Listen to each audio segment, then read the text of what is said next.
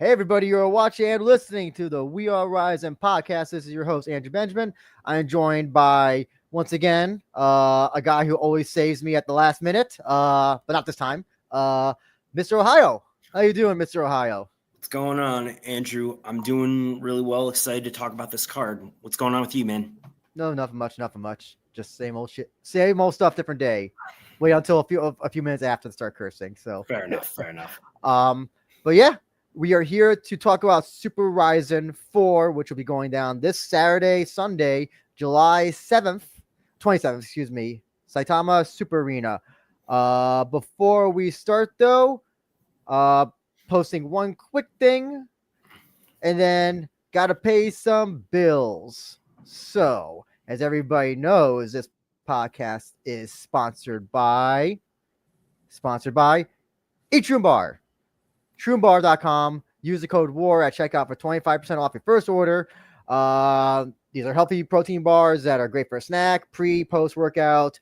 Have cordyceps, lion's mane, turkey tail, microdose of mushrooms. So it's all good stuff. And when you use the code WAR, I get a little something, and it also tells people, hey, we actually have people who buy stuff and watch this podcast. So yes, you'll be doing us a huge favor. So please, again, go to eatshroombar.com, use WAR at checkout, 25% off your first order. Now we're going to go right into the topic at hand. Super RIZIN4, Mr. Ohio. Gotta ask, what are your thoughts on paper on this show?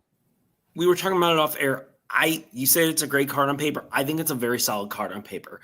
There's a few fights that are kind of mismatches, like the on paper, the super atomweight title fight, and a couple of the prelims.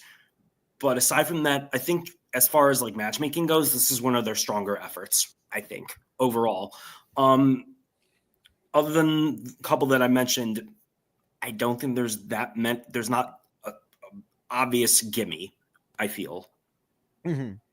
Other than the super atomweight match, which I was when I went unless through the car, I'm like, unless there's a huge shock. Oh yes, but I totally forgot about that fight when I was doing the banners and the production thing. So yeah, so I totally forgot about that match, and it's really like, I don't know if that's a comment on how bad atomweight division is, or Izawa as a champion, or just this individual match. I don't know. Maybe a combination of all three. It's probably both, honestly. Yeah, but yeah, I feel so. One of the things that RIZIN always talks about is the story behind a match, the story leading to a match, the story during the match, even. And I feel like all these I'll say all these matches, have some sort of, okay, I see where this match came from and where or why this was booked. You got, like, if you have like a Dalbeck Akimoto fight, it's a veteran versus a up and comer fight. Yaman and Masanori Kanehara, two guys who are looking to come back after a loss and talking crap about each other for a prolonged period of time. Yeah, I would hesitate to say crap. It's kind of, I mean, I've heard worse. Right, but I'm saying like they're jawing back and forth, so I would consider that smack talking a little bit. Main event is a rematch from many years ago. 4 years ago, long time. Yeah.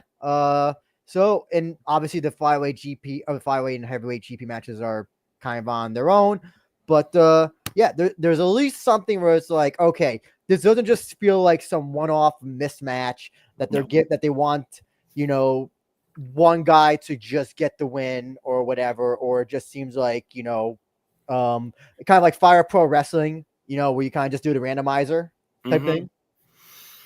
Like that was the problem. I think that was the problem people had with Landmark RIZIN 11, because you had guys that were like, you had like Sasuke taking on like Klesnik, and you're like, why? And then Nazimov taking on Suguru Ni, and it's like, why? So yeah, you kind of had like all these matches. It just seemed like mismatch city, while this one seems like, okay, there was a can be lot more attention to detail in terms of the matchmaking for this, I felt. Yes. Compared to Landmark 11. Yes. And CST, let's go. Thank you for all of your great coverage on everything. Oh, yeah. Phenomenal Twitter feed. Yeah, they cover everything. They are great at everything. They not only cover RIZIN, they cover KSW, they cover UFC, PF. They cover everything. And do they cover Rise? Yes, they also cover RIZIN. That's the other thing. They cover kickboxing as well. They are truly like.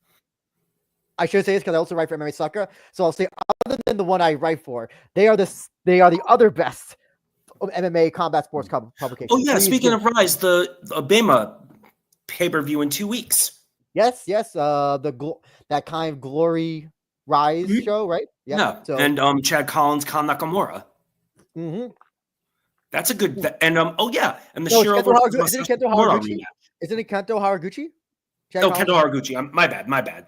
Yeah. And then the Shiro Masashi Kimura rematch. Yeah. When I saw the two of them, I was like, this must be like their 5th rematch. It's like only their 3rd, I think, or 2nd. I thought it's a rematch from the match. I don't know. I just always thought, I feel like those two, like how I always feel like it's like, I don't know. Some of those kickboxers I just feel like always have like, they fight each other so many times. It just seems like an old school K1. Yeah. Well, who's the one? I feel like the Osaki brothers are always in rematches. Mm-hmm. And same thing with like because they fight all the time. You're gonna be. I was gonna go to that show. So here's the thing. There's a little off topic, then we'll go back to RIZIN. I was gonna go to that TNA show because I'm only about 30 minutes away from the venue. But they raised the prices $30 when AJ Styles got announced for that show. So they went from like $40 to like $80. And I'm like, I'm not paying $80 to see Joe Hendry versus whoever the hell. So yeah, no, like I'm going. And also here's the thing. I don't know if AJ Styles is actually going to have a match or he's just going to come in there and just Styles clash somebody, because whenever they advertise somebody in pro wrestling, if you advertise somebody, but they don't have a match, it always tells me it's either going to be like a squash match or they're just going to, it's a big, no, not even base switch, but he's just going to come out and just style clash somebody and everybody just go clap. And I decided not to go to that TNA show or the GCW show in Coney Island yesterday. But going back to Super RIZIN4, yeah, I think that's why I like it, because Otoku Matsuri, which you would think is a much bigger card, I think the Otoku Matsuri main event has a lot more. I mean, I'm a little bit more. I was more excited for that than this one, but I think a lot of the matches on Otoku Matsuri suffered from a lot of mismatching. They did. Like seriously, like Uzatsuyo versus Taiyo Asahisa. Yes. Yeah. Yeah. With all due, and then Kyohei Hagiwara versus freaking Nishitani. Yes. Yeah. So yeah, that show went on for 100 hours. I think it was like whatever main fights. It just didn't flow well. I think this show just like on paper, this is a show I would tell people who've never seen RIZIN to tune into. It's 15 fights on the main card, 3 prelims. I have no issue with that. Well, are they advertising these as prelims? I consider them prelims because they being marketed as like a best of 3 series. I think it was best of 3 midsummer fight series, something like that. Something like that. The best fighter, whatever it is, gets that trip to Peru. Yes. Oh yeah, we'll talk about that. But before we do, we always gotta do this, because if there's one, you may not like RIZIN, you may think you don't know what they do and all that stuff, but the one thing that we can all agree is that they are the best when it comes to fight posters. And they went ham with posters for this show. So they have this one. I forgot what style of artistry this is called. That's nice. Actually, funny enough, New Japan Pro Wrestling's Hiroki Goto has a shirt stylized this way. I forgot what it's called, but there's that. You have this. I like these a lot. And you kind of have just the Flyweight GP one. Mm-hmm. The desert to the promised land. That's really cool. Did you see the Clever Mikaru American one that RIZIN.TV produced? No. Let me see if I could get that one, because I got some people who messaged me and they're like, that one's not good, but let's see if I can get that. So it's just Kleber and Mikaru on the thing. Excuse me. Why is it taking so long for me to find a goddamn poster? Well, anyway, so out of these 3 Japanese RIZIN, Super RIZIN4. Oh, okay, here it is. How do I okay, let me see how I can do how can I do a switch? Oh, let me see this. Okay. Can you see that? I can. It's not bad. It's Someone not said great, but it's not bad. someone said it's someone messaged me, was like, this is very UFC like. It's like I get what they're saying, but it's all, you know what it actually looks like? It looks like an AEW style. Yeah, it does. It kind of reminds me, this is going to sound odd, but it kind of reminds me of the American Gundam Seed outro. Maybe that's what they base it on. I don't know, because like you had Kira Yamato and Atherin Zala looking like how Kleber and Mikura are looking. Like they're going the opposite directions. That's kind of what it reminds me of. Gotcha. So, Mike, which is your favorite out of these 4? First one. That looks this one? Or no, the second one. My bad. I apologize. Oh, sorry. This one. This version right here. That's okay. Awesome. That is really cool. With all the kanji and kana and the that look like samurais. That is a really cool poster. Okay, I gotta find out what style of Japanese art style this is. Yeah, because that's really nice. Oh, ukiyo-e. Ukiyo-e. Ukiyo-e. Ukiyo-e.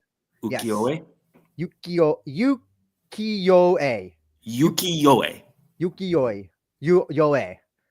I've never seen this style. I've never seen a word spelled like this in Romanji. It's a hyphen after the O, so it's I'm pretty sure the sound is you sound it out for a second more. Gotcha.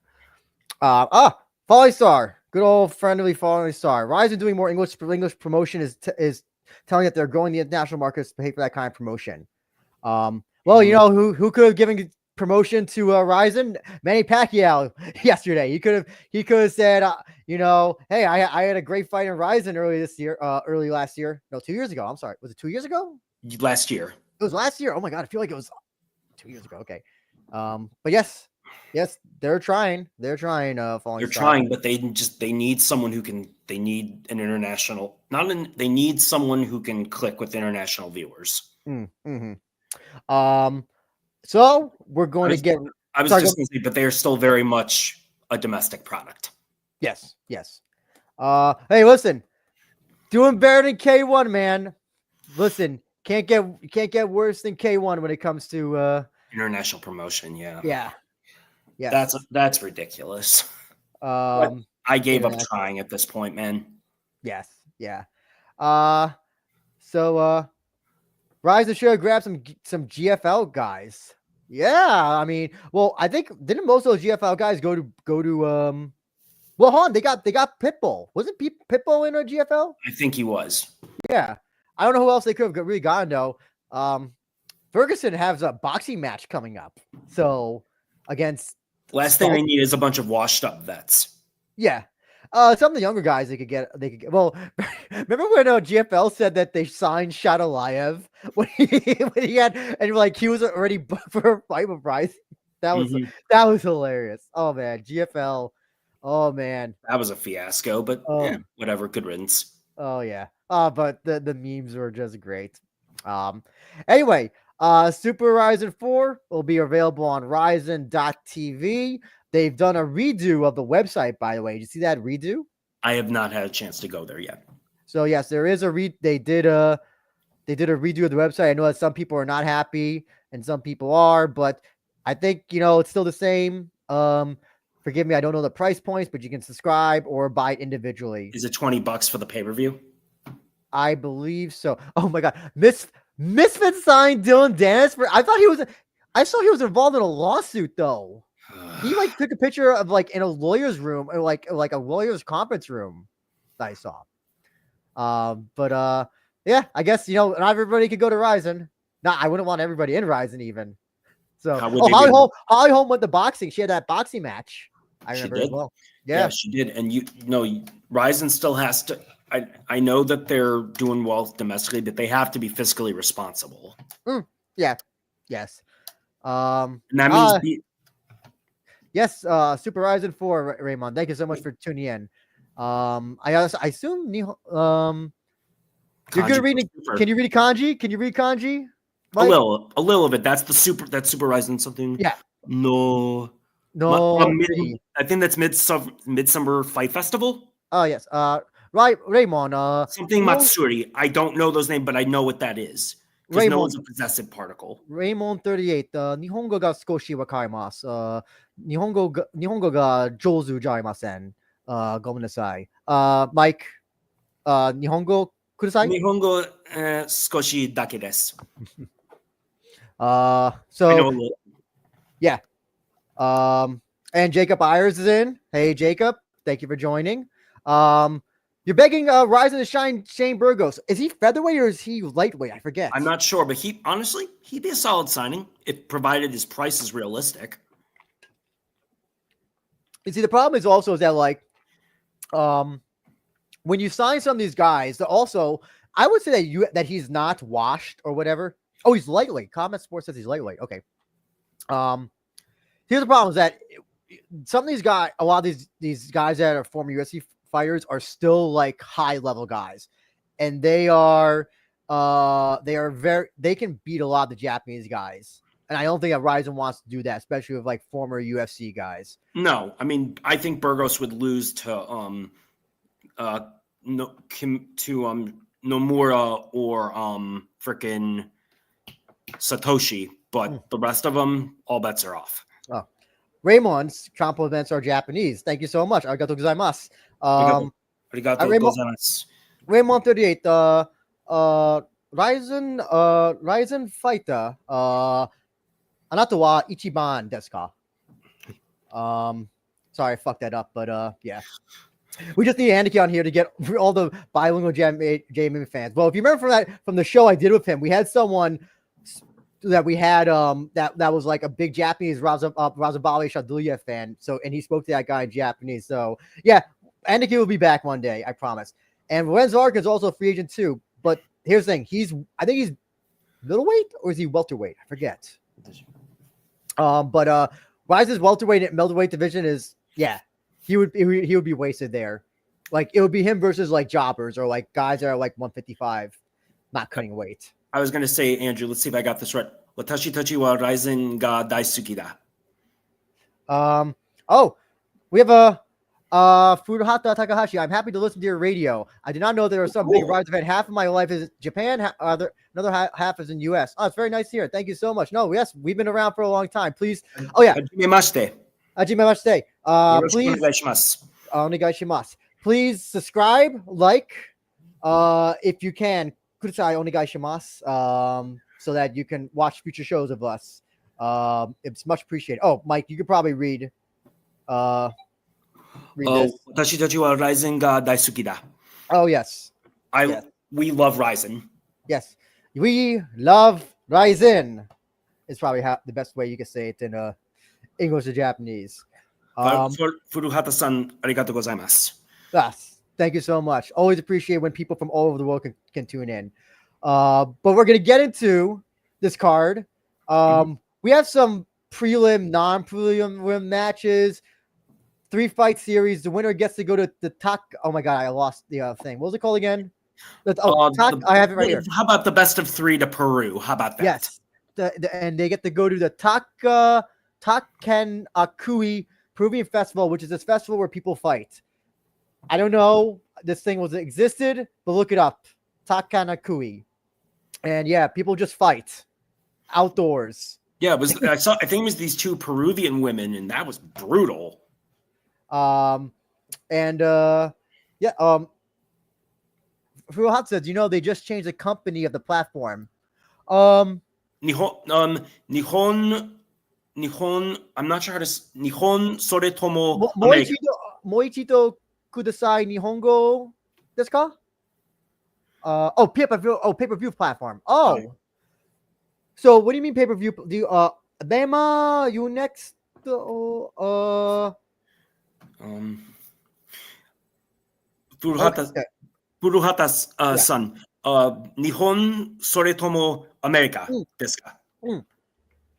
Okay. Oh, you're talking about the website. Yeah. はい。 We just talked about that. And no Jacob Myers, they don't fight on llamas. That'd be hella cool though, but no. They just like get into the middle. Vice, was it Vice who did a story? Yeah, Vice did a I story think on they them. did, yeah. Yeah. So check out Vice's thing if you want to see more about that. But yeah, we're gonna talk about these 3 opening fights kind of quickly. Taka Kenshin taking on Masashi Inada. Takahiro Ashida taking the former kickboxer Naoki in his second MMA fight. And then Taiga on his second MMA fight taking on Shogo Kuriaki. I guess, is he still shoot boxing? I thought he was knockout, but he also did some knockout unlimited as well. So he has some grappling experience. Okay, yes. Though he has no submission records through yes. I think he's 1-1 or 1-2 in knockout unlimited, but he does have experience, a little bit of experience in the grappling aspect of MMA. Gotcha. Not pure MMA per se. So let's quickly talk about Taiga versus Shogo Kuriaki. I love Taiga's and his MMA debut against Genji Umeno because I love shitty white belt grappling, and I got so much shitty white belt grappling in this. I am hoping this is the same bout, the same route. But Mike, what do you think? Will Taiga get his first MMA win, or will Shogo get his? I think overall, if Taiga's even done a minimum amount of training, minuscule amount of training, I'll say, he should win because he's a much better striker than Kuriaki. Even when they were kickboxing, I just thought Taiga always was better, especially when he got into his career renaissance over these last few years. Yeah. And Kuriaki, I know he fought in RIZIN a few times. He's done some knockout I've seen. I just think Taiga's better technically, but with that unlimited experience, maybe it'll translate. So I here's the thing. I think that because your shoot boxing allows for the grappling and the standing submission. Is he from shoot boxing? Yeah. He's originally from shoot boxing, I believe. Okay. Yeah, so let me double check. Oh, nicknamed the Genius. Tetsuya Naito. Yeah, he's from Knockout. He's done weird custom rules bouts, Muay Thai. Yeah, he started out in shoot boxing actually. Then Rebel. So he's basically been doing some variation of non-MMA. Yeah, because Rebels before it got rebranded was Muay Thai. He's been through the ringer. He's been through the ringer of everything, of all like standing rules bouts, if you want to consider that. I don't think that actually translates to MMA. Really. I think like there's exceptions. Reina is an exception. Maybe one or two others I can't think of. But for the most part, well, that's because Dark's not that good. No, he's not. So yeah. So I think Taiga's gonna win this. I think Taiga. Listen, he's had more time. I'm assuming he's training hard. He's training hard for this. He didn't look bad in his fight with Genji Umeno. That's the thing. Genji Umeno just kind of won because Taiga didn't know anything about grappling defense and got melted. How short notice was that? Because I don't even remember. It was pretty damn short notice, as I recall. Yeah, that was like a week or 2 weeks, I think it was. And how long had Taiga been seriously training? I mean, to be fair to Umeno, same deal. But Umeno had more training because if I remember right, Umeno had said he was going to MMA. So the other thing is that I don't know when we say short notice, I don't know if it means like they announce a fight then or it's being in talks then. Yeah, so I don't know. I don't know. The context would be nice. So, but no, I think Taiga wins this. Shogo, do you think he can finish Shogo? That's the funny thing. That's the funny thing. With those gloves. Oh yes. Well, since we're kind of on kickboxing, since these two are kickboxers, Combat Sports Today says, how come RIZIN have kickboxing titles? They signed a lot of former kickboxers. Because they're names. Because also, it's just like... And to fill out undercards for the regional circuit. The other thing also with kickboxing is that... So it's like, the titles in kickboxing don't even matter. That's the other thing as well. Like, I don't know who the Rise champion is. I thought it was Kento Haraguchi, but apparently it's Chad Collins. It is Chad Collins. Yes. And then like that's the thing is that like it's kind of like CMLL. I know that I think you know CMLL Combat Sports League, where the titles are not actually the things that matters. It's kind of more the match or the stakes of the match. And that's kind of how kickboxing is like other than like you could tell me I would just say like Tenshin was a champion of kickboxing, but I have no idea like what weight class or what organizations he won them from. So yeah, it's the other thing is also that it's just that there's RIZIN infrequently has kickboxing matches. Like Rikuya Ampo is not fighting on every number card or Super RIZIN card. No. So yeah, it's just it would be so infrequent. The other thing is also the talent pool is just you have guys that are like all the way up here that are so good, and then you have like everybody who's below. And yeah. Here's the thing: you want to do like a ceremonial championship? I think maybe that's fine, but not a defending championship. Yeah. Like a super fight title. Something along those lines. Yeah, like this, like something like that. Yeah. I mean, I don't have like if you do that once in a blue moon, I would consider that fine. I mean, you might consider it a prop, but at least it gives the fight those kickboxing fights some meaning. Or a trophy, like just give them like a giant G1 Climax trophy. Yeah, or a Bahamut trophy. Yeah. So we're picking Taiga, get his first MMA win. 100%. Great.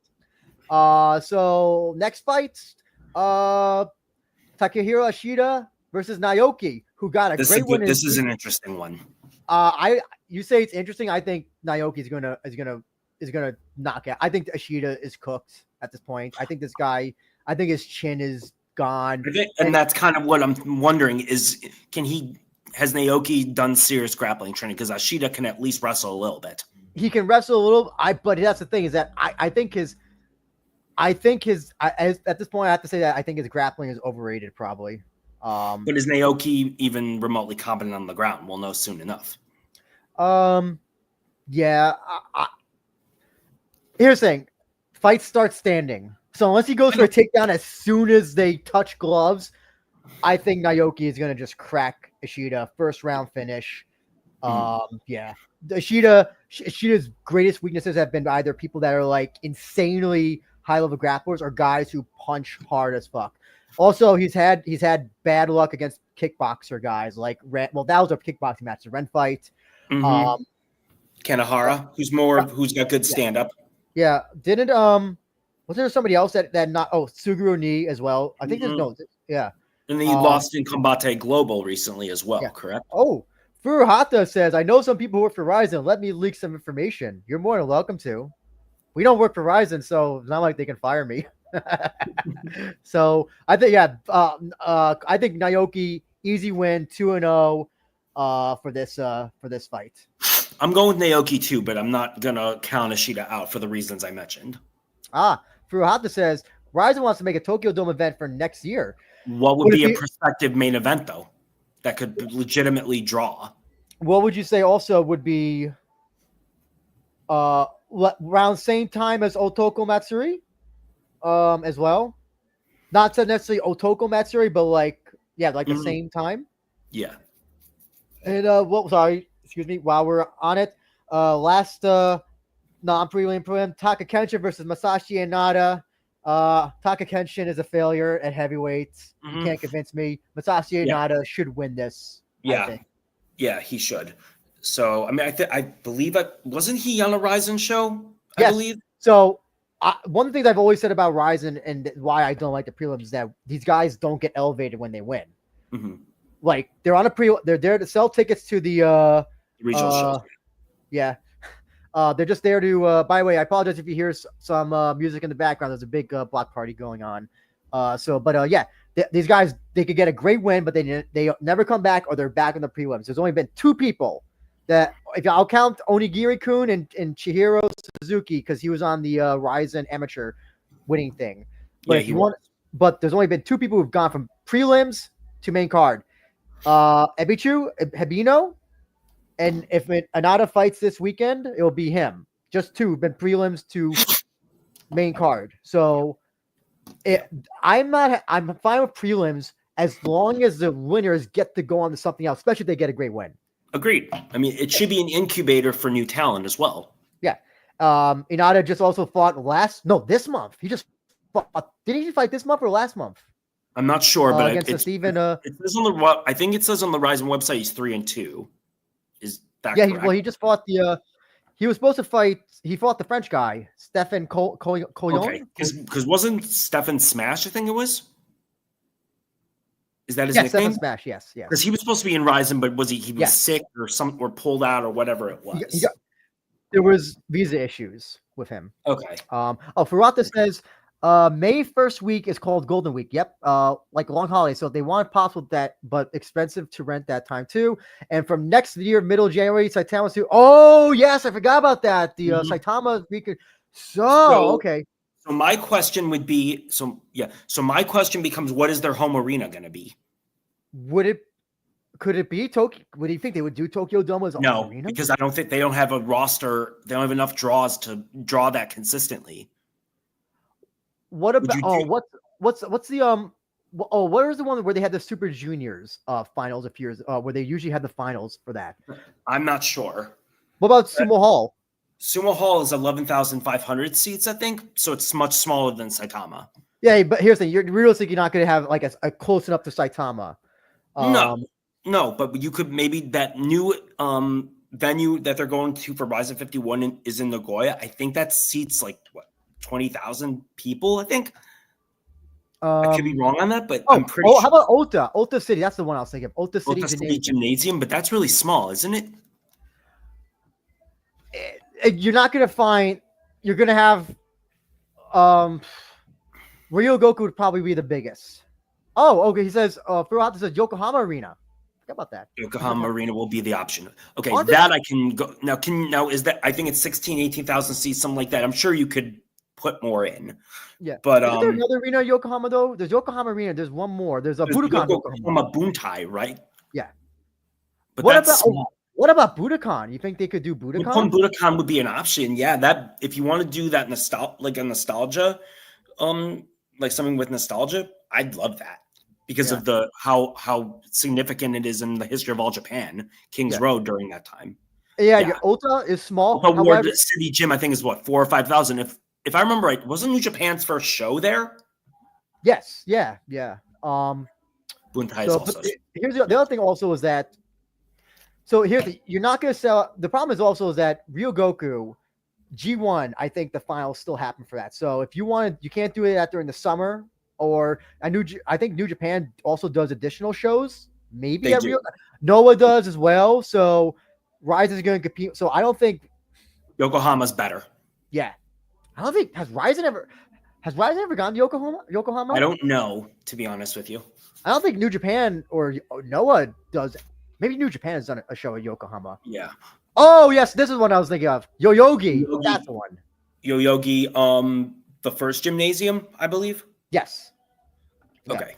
Hey Chris, what's up? By the way, thank you for tuning in. Much appreciated. Yeah, but either way, RIZIN's got options, but but like with Saitama, they with these number shows, they need to the bigger arenas that aren't regional. Yeah. And I see there's nothing wrong with doing a smaller arena. No. Even so, especially if they're gonna if you don't have Mikuru on a show, it'll be probably best to do like Ota or Ariake arena, something like that. I think there's nothing wrong with that. No, there isn't. But you need to have this is where the dearth of draws becomes an issue. So we're gonna go right into the GP stuff, man. But before we do, I do have to say we had to get a special guest of us to talk about the GP stuff because he is a GP fanatic and loves GPs. Yes, but make sure you come back, Mike. But nonetheless, Jay Wolf, sorry for making you wait in the green room for so long. What's up, brother? How you doing? Thanks for having me on, bro. I really appreciate the opportunity to talk about this. And you're absolutely right. I absolutely love the Grand Prix. And this entire card is absolutely sensational, bro. We got 18 superior rule set mixed martial arts bouts, no kickboxing, no amateur, 2-round mixed martial arts bout where we don't even know what the rule set, custom rules bout or whatever. 18 superior rules set in mixed martial arts bouts. And dude, we're gonna get some action, bro. Otherwise, I think your conspiracy theory is probably true. Hold on. Furuhata, just would like to say, imagine if they wound up using Shinkiba first ring. That'd be funny. And look, Jacob Byers is happy to see ya, the wolf. What's up, brother? How you doing, Jake? Thanks for tuning in, brother. Appreciate it. But yeah, bro, dude, I really appreciate you having me on here to talk about the Grand Prix. I love them so much, and of course, I really appreciate the Epic Rising. And Mike, how you doing? Before I kick you off later, I'll give you an opportunity to talk about the rest of the things that you're looking forward to with this show. So yeah, okay, I'm not gonna kick you. I'm not gonna let you go. Oh, sorry, Jacob. I PM Ishiba versus Mikuru is the main event. That'd be something. I'm so sorry I didn't see that before, but yeah, that would be an interesting main event of the Tokyo Dome. Or is it? It shouldn't be Ishiba. It's Mr. Japan versus Mikuru. Isn't that what his name now is? Mr. Japan. But yes. Oh, it's Furuhata. I was joking. How do you say just kidding? How do you say just kidding again in Japanese? Mike, I forgot how you say. I'm not 100% sure, to be honest with you. Oh, okay, I was just joking. Not Shinkiba. You'll says that Rizal. Well, Rao was to laugh. Oh, I did or was it WWW? Yeah. Technically speaking, Rizal will have hard time to find New Year's Eve events. Yeah, well, we'll see. But thank you for reminding me. After this year, you'd probably want maybe the Seibu Dome. So I hear people hate the Seibu Dome because in the summer because the problem New Year's Eve. Oh, New Year's Eve. Oh, but it also gets cold. That's the thing. A Seibu Dome is an outdoor. It has that dome that opens. Remember they did the New Japan G1 Climax final? It was in the middle of summer, and apparently people were like leaving early. They were leaving early because it was so damn hot. Oh, interesting. So Furuhata says that Mystic Live is playing at the Tokyo Dome for New Year's. So, that's interesting. So we'll have to see. Maybe they'll do the Dome, maybe. Maybe the Olympic Stadium again, like K1 did 90,000. Like K1. Well, no, they could just run it a few days earlier. They've done that before Rizin shows. They've done it a few days earlier. 12/29, 12/31. Has a show in Kyushu? Kyushu, right? Yes. The Fukuoka Dome? Yeah. They've done one show at the Fukuoka Dome, I think, right? No, but they did They did one in Fukuoka, I believe, or two, or whatever it was. Is Okinawa Kyushu? No. No, Kyushu is Fukuoka, I thought. Maybe I'm wrong. No, maybe I'm wrong. Never mind. Oh, sorry. He meant Music Live. We thought that was a band you were talking about. Yeah, that's probably what to do, Cushman, is make a main event with Mikuru if he wins. We'll see. They can, but once again, we're getting off topic, so let's save that for another day. Yeah, let's start with the heavyweight GP semifinals. And interesting semifinals. I will be kind. I'll say that. Mikio Ueda taking on Alexander Soldakin, and Jose Augusto taking on Marek Samo Chuk. So, J Wolf, you are the GP guy. Tell me your thoughts on these two semifinals. Who do you think goes forward? I absolutely love it. I mean, we thought it was going to be Ueda versus Merrick and then Soldakin versus Augusto, right? And then because we were thinking they wanted to build into the final of Ueda and Soldakin. So, but they just said, you know what, we're just going to do that right now in the semifinals. So now they matched up Augusto and Merrick, and these guys they had some lackluster bouts for the quarterfinals. Sorry, J-Wolf, just want to quickly say Rizin has had one show in Fukuoka, Rizin 39 at the Marine Messe Fukuoka, and that was Kleber versus Juntaro Ishiku. No wonder I don't remember that show at all. So go ahead. So sorry. Yeah, if you want a venue for the New Year's Eve, how about the Tokyo? I mean, not Tokyo Dome, but the Olympic Stadium, or would it be too cold? That would be too cold. 100,000. It'd be too cold, man. It would be way too cold. Okay. No, but I love this heavyweight Grand Prix. The only problem is like this card is so good. I'm just having little things I'm nitpicking about it. And one of the things about the Grand Prix are they're not the one night Grand Prix finals like the traditional style, the Almighty Pride FC style where they have the semifinals and finals in the same night. That's the only problem with these Grand Prix.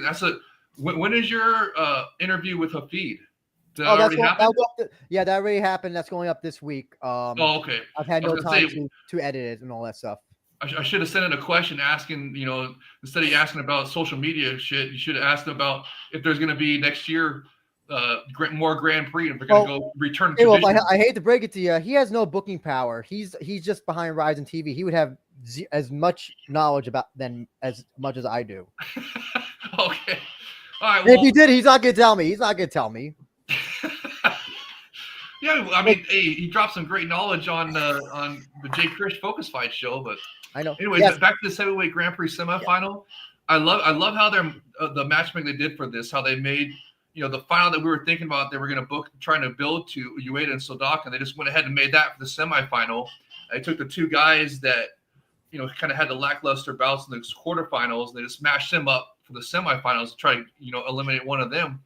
And this way, it's like we're getting almost like two finals basically, because we're getting Ueda and Sodakin, and the winner will face the winner of this bout right here, which is like will be like a secondary final. So I think it's gonna be awesome. And Jose Augusto, he's from the Patricio the Pippo brothers camp, right? So we expect some action from him.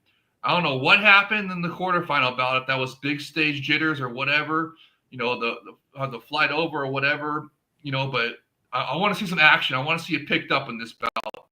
And then Mark, he looked good in this bout, but just same thing for him. He needs to up the action level, up the volume of everything. And I'm sure that's probably why they matched these guys up to try to eliminate one of them and for before the finals. And then, but for this one, I'm picking Augusto because, like I said, he's from the Pitbull Brothers camp. We just saw Patricio Pitbull get a UFC top 15 win over the weekend. So, it's just a fantastic. Dan Ige is top 15? I didn't know that Dan Ige was top 15. Is he? He was number 11.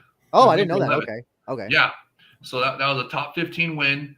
And we saw his brother who's going to be on this card, Super RIZIN4. And we saw him training. And he was training, ground. He was training superior rule set, training ground and kicks, flying stomps, all that good stuff. So, why would Augusto not be training the same thing, right? So, I mean, there's no. I don't know, J-Wolf. Why do all these guys train the same thing and never use their stuff? I don't know why. It's stuff I've always mentioned on this podcast before that I don't want to have to repeat again. But yes. Hey, and there's 18 superior rule set bouts in the Super RIZIN card. It's a sensational. Shout out to RIZIN, all them doing a fantastic card. We better see superior rule sets. All I got to say. So. Okay, so that was the first one. What about Ueda and Soldakin? Dude, I absolutely love this one. To me, this is a final right here. This is what we were thinking they were going to want to build into this match for the finals. They said, okay, you know what? We're just going to put that in the semifinals. And that's why, the winner of this will face the winner of Augusto and Eric. That's like a bonus final, basically. So this one is really, these are the two guys that shine the most in the quarterfinals. And this one I have really high hopes for. I mean, Ueda was the Ueda and Soldakin in the quarterfinals. Everybody was ripping on it, talking trash, but Ueda did a pretty good performance. Nice body liver kick knockout, right? And Soldakin had a fantastic performance as well, except for my only criticism for him was, he had an opportunity to throw some grounded knees or grounded kicks, right? And it's like, he knew the assignment when it wasn't allowed on the pussified UFC rule set or Dingleberry Dana's Tuesday Night Contender Series, right? That's what he got eliminated for. What was it? He got disqualified for an illegal knee there. But then he comes to the Epic RIZIN where it's allowed, and it's like he got traumatized by the UFC or whatever. So he didn't throw him. So I want to see that he knows the assignment now, understands that those rule sets that rule set is allowed here. It's a superior rule set. Those strikes are allowed, and I want to see some of that. And Ueda, he's a Kyokushin karate guy. We're going to see some excellent striking. And, man, this is, I'm surprised they did this, to be honest with you, because, like I said, this is like a final right here.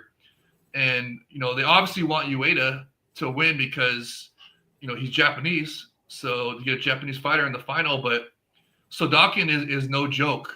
I mean, he really, because he was winning that UFC fight before they disqualified him, right? So he's a UFC level fighter right now, basically. So this is a really. J-Wolf, I'm going to go to Mike now. I'm going to go ahead. Mike, your thoughts on these two matches? First off, with Ueda and Soldatkin, long story short, it's a striker versus a grappler. Soldatkin tired really bad in his last fight against the Prince. That's the only thing I have to say is that Soldatkin did not look good. I thought this guy was good. I thought he looked like shit in the second part of the round. And if Ueda plays his cards carefully, I think he can knock him out with body shots. Yeah. But if he hasn't done any grappling, Soldatkin may be able to lay on him for 15 minutes, which I hope is not the case. It's because the Prince was an underrated opponent in his last bout.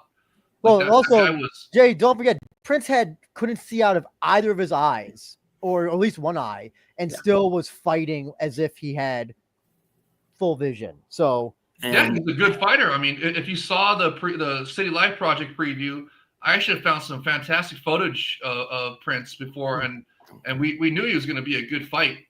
So and Soldatkin, I thought, showed. I mean, that was a tough, gritty fight. They went. I mean, it was. And like I said, in that one part, Soldatkin could have finished it with grounded knees or grounded kicks, but I guess he was traumatized from the pussified UFC. Hey, so. Mike, go ahead. Sorry. And then I think Ueda takes this. I think he'll win by a body shot KO. Really? Okay. Yeah, because Soldatkin's gas tank really concerns me. Like that, I didn't even think it was that great of a pace, to be honest. Man, in that fight, so hard disagree again. I thought it was great pace. I thought it was okay. I thought it was fine. It was forgettable at best. Wow. As far as this goes, with they're trying to redeem themselves from two boring fights. More of if I remember correctly, Augusto's more of a striker. Samarchek is a wrestler. Both of these fights were very forgettable. I think Augusto wins this by knockout. I think he's just better. I expect it to be Augusto and Ueda in the final. So, all right. I think I'm in agreement with Mike. I do see Ueda. I see Ueda knocking out Soldatkin in this. That'd be huge. I think you guys are picking Ueda over Soldatkin, man. Well, here's the thing that I come to learn about Ueda is that his striking is so on point, precise, and powerful for a heavyweight and fast. That's the thing. He's fast and he's also, I want to say flexible, but the fact that he can get his knee to the knee against the Korean on New Year's Eve, that was unbelievable. Yeah, and also against Sudario, who has about I think 3 or 4 inches of height on him already. Mm-hmm. Not to mention we have the only finish in this GP when he beat the Shibisai with those kicks to the leg, and by the way, not attacking the injured leg as well out of kindness. I thought it was a body kick. It was to the what was this? The right leg, Andrew? One of them. I don't remember which one. Yeah, because it was picked up like Sakuraba as a mummy, but that's no, was it a body kick? Was it a shot to the body? I don't think it was a body kick. I think it was a leg kick. Yeah, it was leg kicks because remember he kind of hopped and he kind of just sat down and couldn't continue after a minute plus. I think you're thinking of the body shot from the last show, J Wolf. Are you mixing that up? Ueda's last win was that Korean fighter with the knee in the corner. No, here's the quarterfinal fight. But anyways, whatever. It was a leg kick or a body kick, and he won. We finished TKO finish. Yeah. So I can't believe you guys are picking. But here's the other thing though. Here's the other thing though is that I think you have a good point that Soldatkin can just lay on him, possibly if he hasn't done his grappling. Mm-hmm. But I don't see that. Mikio he's definitely gone beyond the first round. I think, right? He's gone beyond the first round. I with the Korean. Yeah, that's what I thought. Okay. But he got submitted in a minute or two, whatever it was, against that one Polish guy who we haven't seen since. But I really underestimated that Polish guy and how good his grappling was. Right. So, I'm just saying, so you see what the blueprint to beat Ueda. Yes. Yeah. But I don't see that happening. Not going to lay on him, you guys. Come on. Soldatkin's more of a striker. I mean, I can't. Well, that's true. So that's true because I was surprised that Prince was the one doing the grappling when they fought. So that's entirely possible. But I think when it comes, if I see either, if you force me to choose who's going to grapple, I see Sodakin as the one who's going to grapple between him and Ueda. But nonetheless, I think Ueda is gonna. I think Ueda might be the only finisher in this tournament potentially. Wow, dude, I cannot believe you guys are picking. That'd be the best outcome, for the Epic RIZIN. But I mean, I think I agree that Augusto's probably going to win this one from the Pitbull Brothers camp. So better striker. But I mean, Merrick showed toughness. I mean, it's. No, he didn't, J Wolf. He really didn't show toughness. He laid on He outlasted an old man. Yeah, with the deepest respect to Daniel James. Daniel James, he looked a little cooked.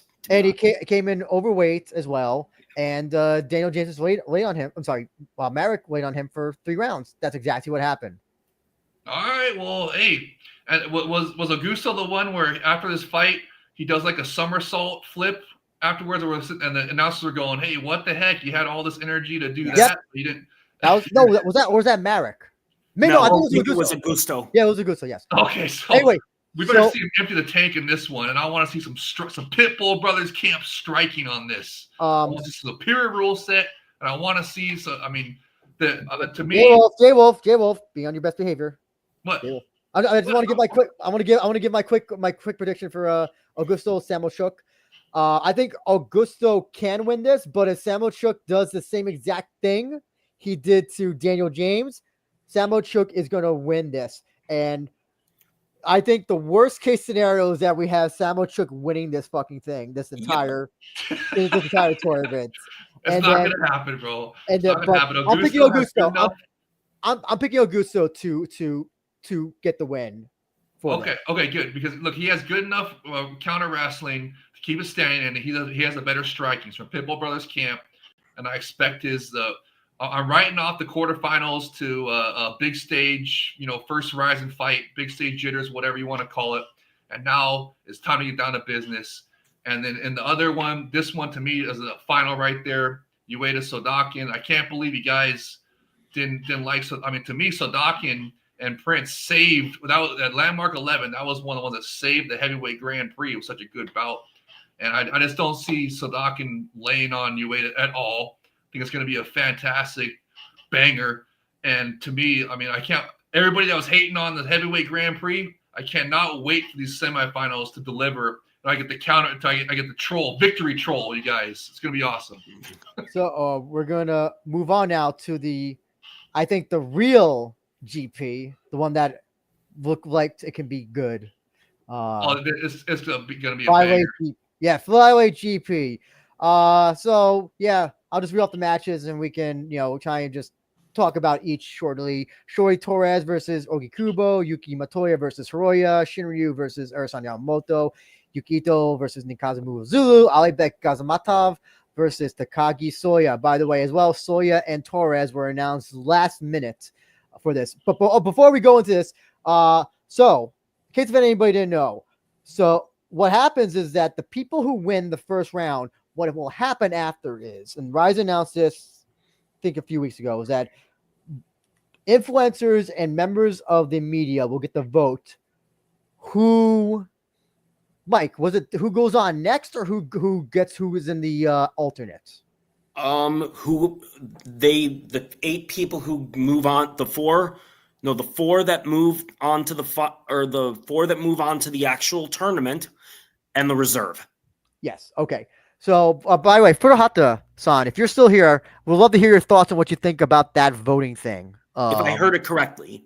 Yeah. Is it not the fans voting? It's not the select few. Yes. What? So Shu Hirata said this on CJ on the Let's Talk GMMA podcast that it's not fans. I thought it was gonna be fans. You just assume it would be fan voting, but it's not, as far as I know. It's journalists and influencers. Something? Influencers is what Shu said. What? Okay, which influencers and which journalists? What the heck? I'm guessing it's gonna. I don't know who influencers, but probably people from Gong, Yahoo News Japan, Bout Review as well. The RIZIN site itself, I hope not the RIZIN site itself. But yeah, I don't know who else. So, but Imagine Sato. Oh yes, And then who's the influencers? Do I have you guys get the count? Do we get the no. count? Or what? I wish, because I would make sure Hiroya doesn't move on if he wins. But no, we're not. What the heck? How are you not gonna have Hiroya? That's like one of the biggest stars in the whole thing, bro. He is the biggest star in the whole thing. But so I want to get first. I'll start with you, Jay Wolf. What do you think about voting? Well, I mean, who until goes you on told next? me, I thought that it was awesome. Until you told me that it's not going to be the fans that are voting. It's going to be the It's just some media. fans. I know. What the heck is that? I thought it'd be the fans voting, and I thought it was interesting how they're going to have, 5 bouts, and then they voted on people advancing to the semifinals, and then who's going to be going to the alternates, for the alternate bout. And I thought that was pretty interesting, pretty cool. And I thought it was going to be a fan vote, but now it's like that's kind of ruined because it's not going to be a select influencers and media. Maybe at the press conference they'll elaborate, but right now I don't know like exact names. If that's what you're trying to find out. Maybe somebody will ask or at the post press conference. Oh, who is the ones who vote? It's also good. This almost sounds like the how the MMA media gets to vote in the rankings for like UFC stuff. It sounds almost like that. They should remedy that and make it the fan vote, bro. Well, Jay Wolf, I'll go to you, Mike, but I'll just quickly say I don't like any sort of voting. It's not a tournament if you vote who goes on. I agree. So yeah, I mean, we're voting on the bracket. Everybody's moving on. I don't know. They're not. That's not accurate. Whoever loses is the alternate, is the reserve. No, the reserve is going to be one of the winners. No, that's what I'm saying, and that's not fair. So because here's the problem. So, that's the problem. Yeah. Sorry. If we didn't clarify this. So it's not like say Hiroya lost and then so and so lost, or Hiromasa Ogikubo lost. It's not like they're voting on the losers to see who's in the alternate. That I would be kind of like, okay. Reserve matches would be fine in that scenario, but it's not. But this one, so like, say if Yuki Motoya got like a 15-second knockout, and say Hiromasa Ogikubo Jose Shori Torres got a 10-second knockout, first round, soccer kick for both of them, because maybe they're not the most popular, or who did I say? Torres Ogikubo. Hiroya. No, that was a bad example. Gazimatov, Torres, because they're not as popular or well liked, they're voted to go to the reserve, even though they got the quickest finish, superior rule set finish as well. Meanwhile, let's say Hiroya wrestles somebody for 3 rounds. Let's be honest, he's going to be voted to go to the next round, like no matter how badly he fights. Mm-hmm. So that's what I just don't like about it. I don't like voting who gets to go on, voting people who win to be in reserves when it should be losers who should be in the reserves. I think if that's the case, they should have just booked Shorty Torres against Soya to be the freaking reserve fight. No, you know what they really should have done, you guys? Yeah. What would have solved this all? Just made a 16-man flyweight Grand Prix with a one-night Grand Prix final, Pride style, just like we were saying the whole time. So that would have saved all this problems about voting and all this other stuff. And if they're gonna have a vote, it should have been a fan vote, but whatever. I mean, I see what you guys are saying. I see that how it's kind of punishing one of the winners, basically.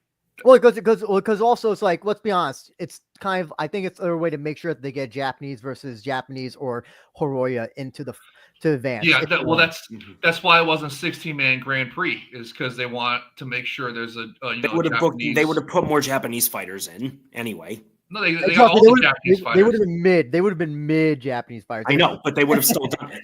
Yeah. No, there was plenty of guys that could have done, for a 16-man Grand Prix, international fighters. I mean, but whatever. That's in the past, but they did a pretty good job, I thought. I'm still not as against the voting as you guys, but I see where you're coming from, and I just think they should fix it and have it be a fan vote instead of giving it to freaking media and influencers, unless they're going to count us as influencer. Then that'd be cool. They're probably not going to count anybody outside Japan as influencers. Listen, we know if it wasn't, actually, even if it was influencers outside, I would probably be like the lone guy not voting for Hiroya, probably. You would vote for Hiroya, Sam would vote for Hiroya. 128 bits would vote for Hiroya. I don't know if Mikey would. Actually, no. Isha would be the one he'd be on my side, not voting for Hiroya no matter what. Because he hates Hiroya more than me. I'd vote What's for the problem with Soya. Hiroya? Yeah. Was that sorry, J-Wolf? I'd vote for Soya. What's your guys' problem with Hiroya? Well, because he gets so many chances because he's Mikaru's friend. It's like, so you're player hating. Okay. no, not player hating. Just that, listen.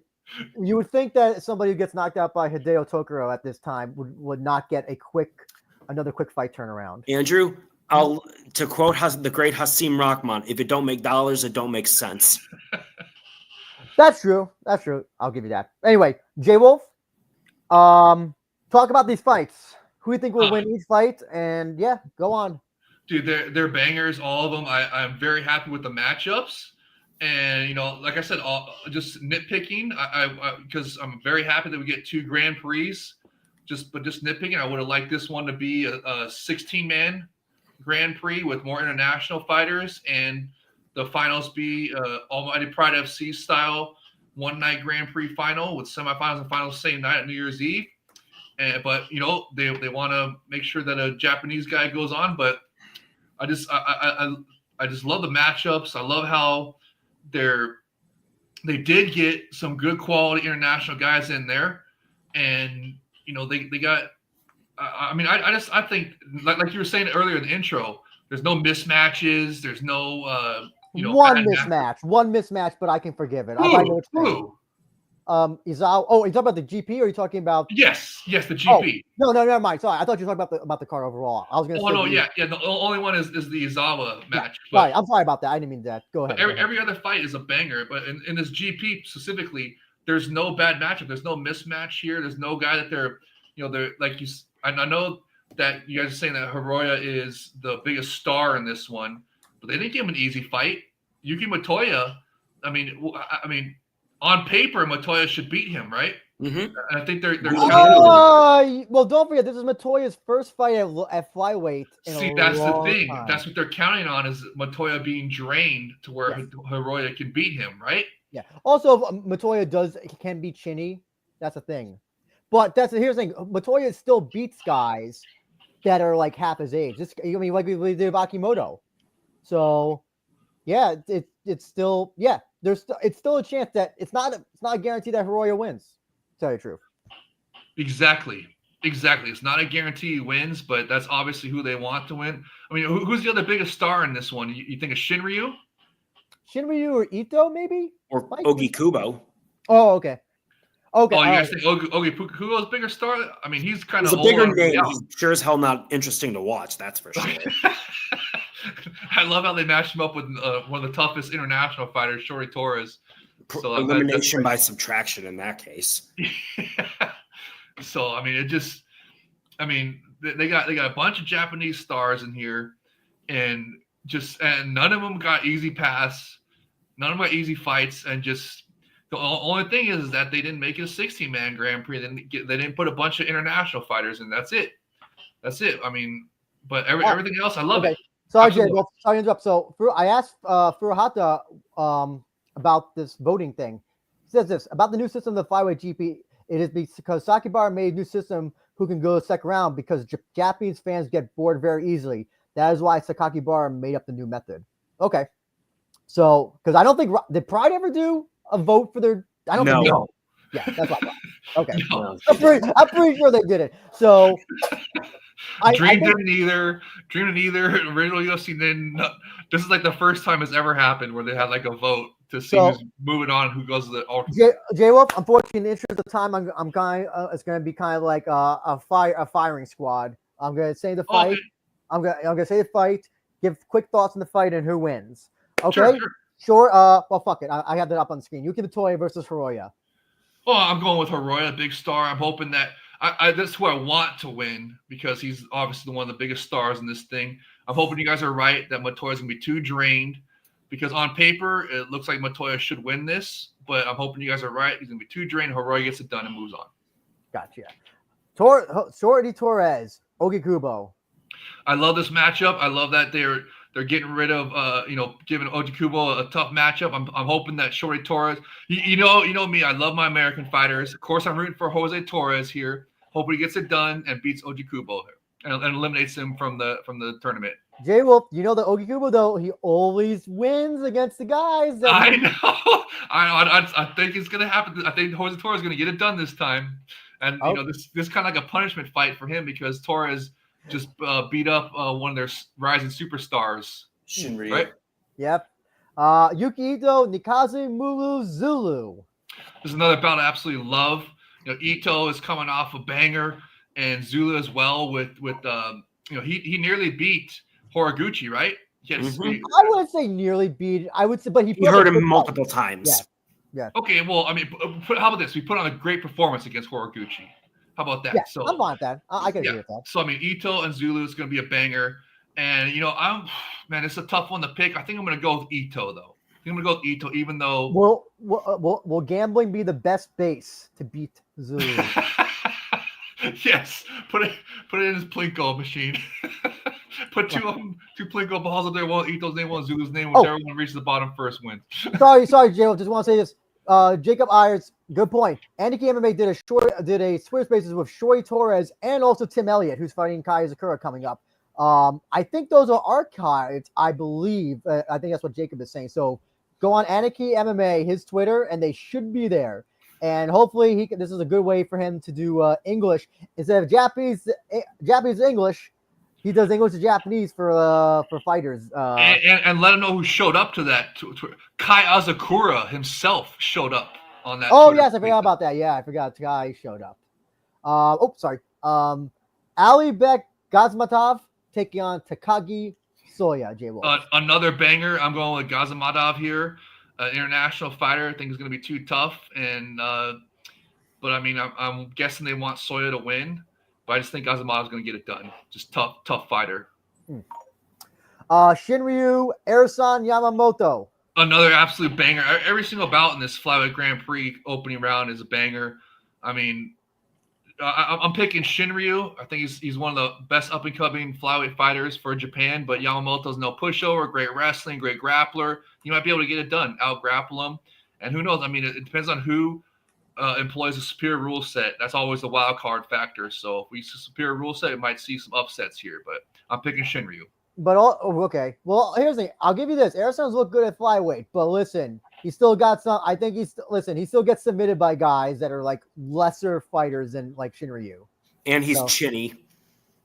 It's 125. Oh yeah, the last fight he had with Tomizawa, he got cracked one good shot. I do remember. Yeah. So he's got a little bit of a suspect chin, but he's a great wrestler. I also want to give this opportunity to you, Jay. Well, I don't know, think about this. So for the ones that you pick to win, who would you vote goes into reserve? Ooh, that's a tough one.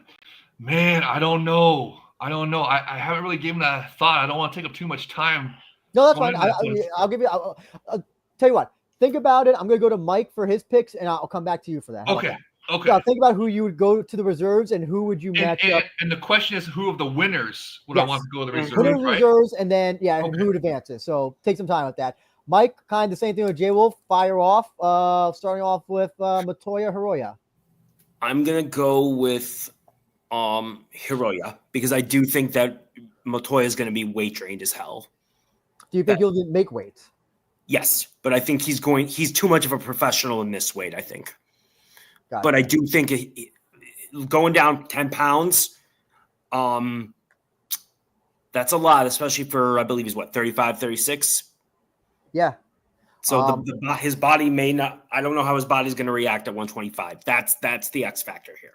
What about even with Hiroya, with how he looked against Akimoto, another JTT guy? You think that Matoya can still? I do. If he's weight trained, yes. If he's not weight trained, he wins. Okay, gotcha. Torres, Ogikubo.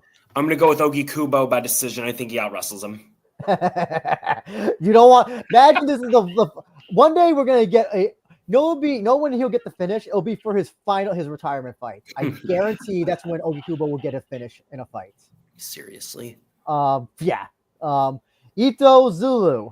I'm going to go with Ito by knockout. Really?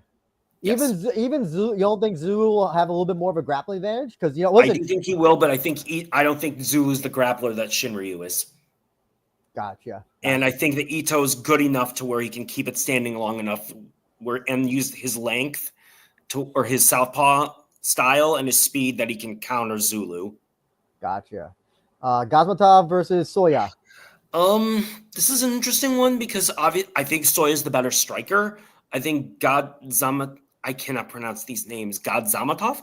You could just say the Russian Dagestan, the guy with the beard. Alibek. How about that? The beard. AG. Just call him AG. Okay, AG. The thing about AG is that his one fight in Rizin, I question it because it was against a much smaller guy in Daichi Kitakata. My favorite, I don't know if people are going to call him that from now on, but Costello Vanstinas. I can't believe now I'm just going to be calling him CVS from now on. Thanks to you, J-Wolf. But my question is, how's he going to do with someone who's an actual 125er and a much better fighter than Kitakata? And Soya Takaki's pretty well rounded and he can strike. He's got pretty good takedown defense. I'll still go with Alibek, but it would not shock me if Soya knocks him out. And Shinryu versus Yamamoto. I'm going to go with Shinryu by submission. Do you think he just submits him quickly in the first round, one and done? I think he's going to beat him on like midway through the second round on a scramble. Now here's the thing: Shinryu has not looked. I wasn't necessarily not look good, but he's looked suspect in the Torres fight, even the fight against Kenta and Deep. He was like he wasn't great, but I thought he did a really good job with Ito. Yeah, I mean, well, he did. He only did one thing that Ito seems to be weak right, on. But he did what he had to do. Yeah. Okay. J-Wolf, were you able to kind of? Yes, I was. Now, if you asking me who would I relegate to the alternate for the winners, if you guys are correct and OG Kubo wins, that's who I want the alternate out. But that's probably not going to happen. So who do I think would get voted to the alternate bout for the winners? Probably Gazamatov.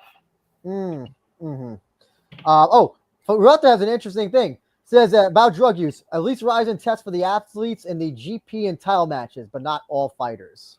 They should not drug test at all. UFC dumped USADA. Everybody in UFC is on steroids. So who cares? It doesn't matter anymore. Get over the stupid drug testing BS, man. It just ruins the fights. So just quickly, Farak says the reason is cost-wise. Oh, I could definitely believe that. Yeah, save them some money. Forget about drug testing. Who cares? UFC doesn't do it anymore. Hey, J-Wolf, you know how RIZIN can also save money? Stop booking Manny Pacquiao and Floyd Mayweather. That's how they can also stop. Yes, okay. We're in agreement on that. So, I'll say this. Pacquiao looked good yesterday, apparently. Did he really shot RIZIN? He looked okay. So that apparently, people were saying that he looked great against Barrios. It was a draw, right? It was a draw. He should have won, but he looked okay. But he definitely looked not completely washed, but definitely well passed. I'll take that back. I have no problem, Manny. Just don't bring back Floyd Mayweather. That's what I'm saying. Yes. No more wasting money on Floyd Mayweather. Sign some more guys. Like CST News was saying. How about Larkin? Build up a welterweight division or something, or a middleweight division. Start. We got to expand the divisions. Do something. Now with what's his name?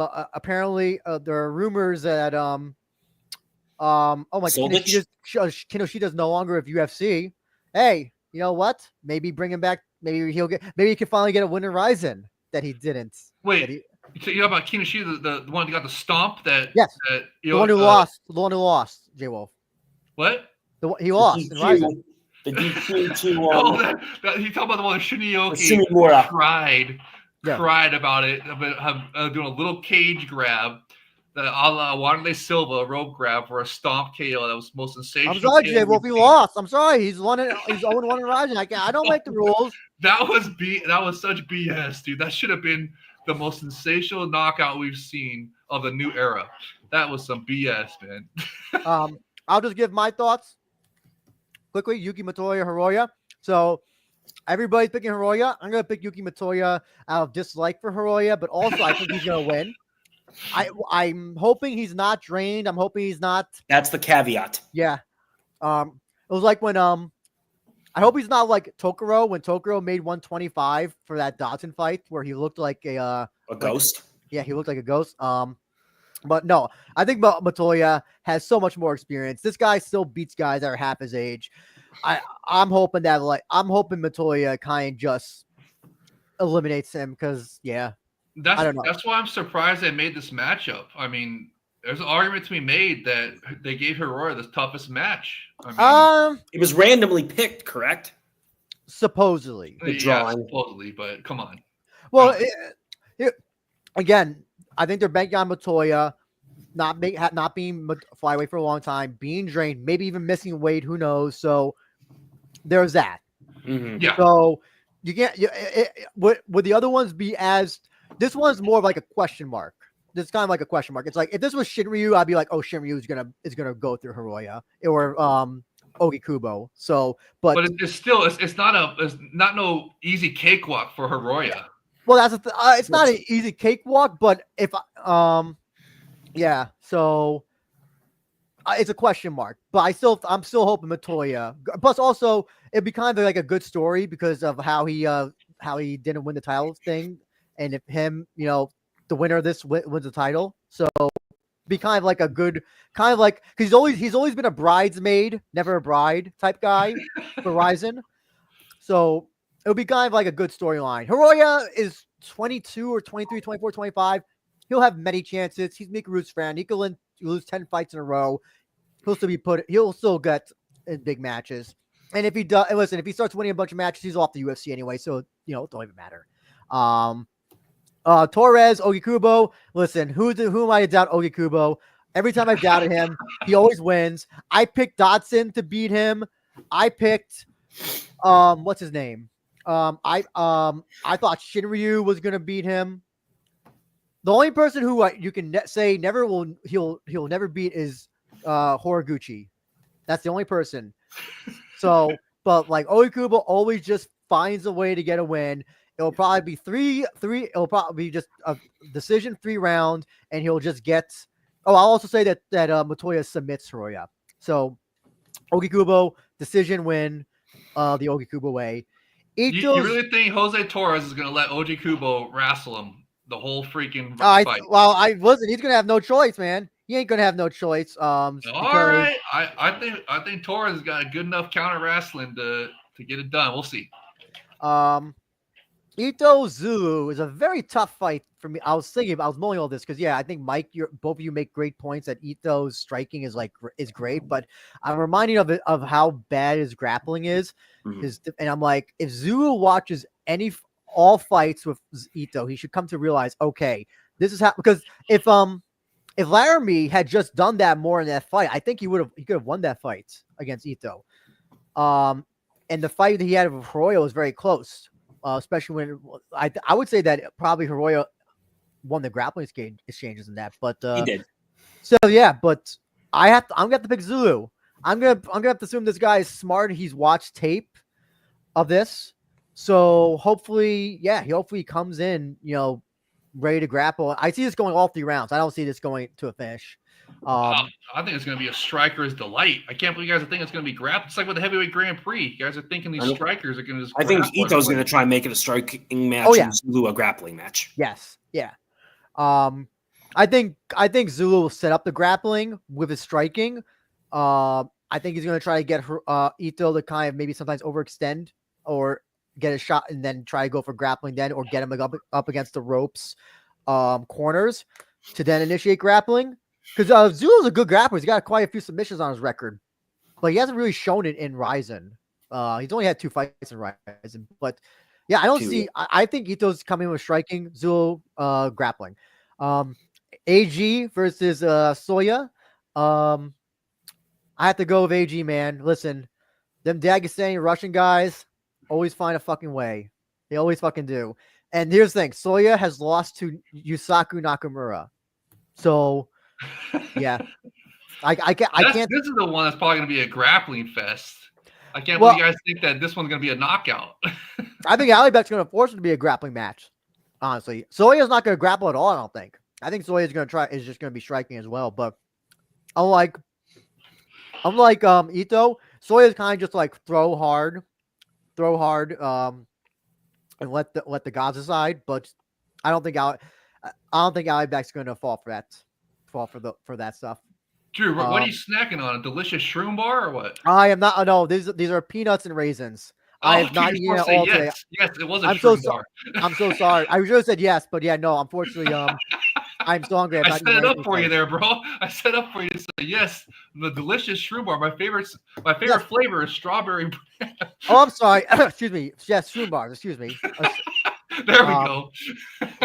And get yours now at eatshroombar.com. Yes. Shinryu, Ersan. Shinryu wins. I don't see Ersan winning at all. I can't see. Really? You don't give any chance? No. He's a better wrestler though. I don't know.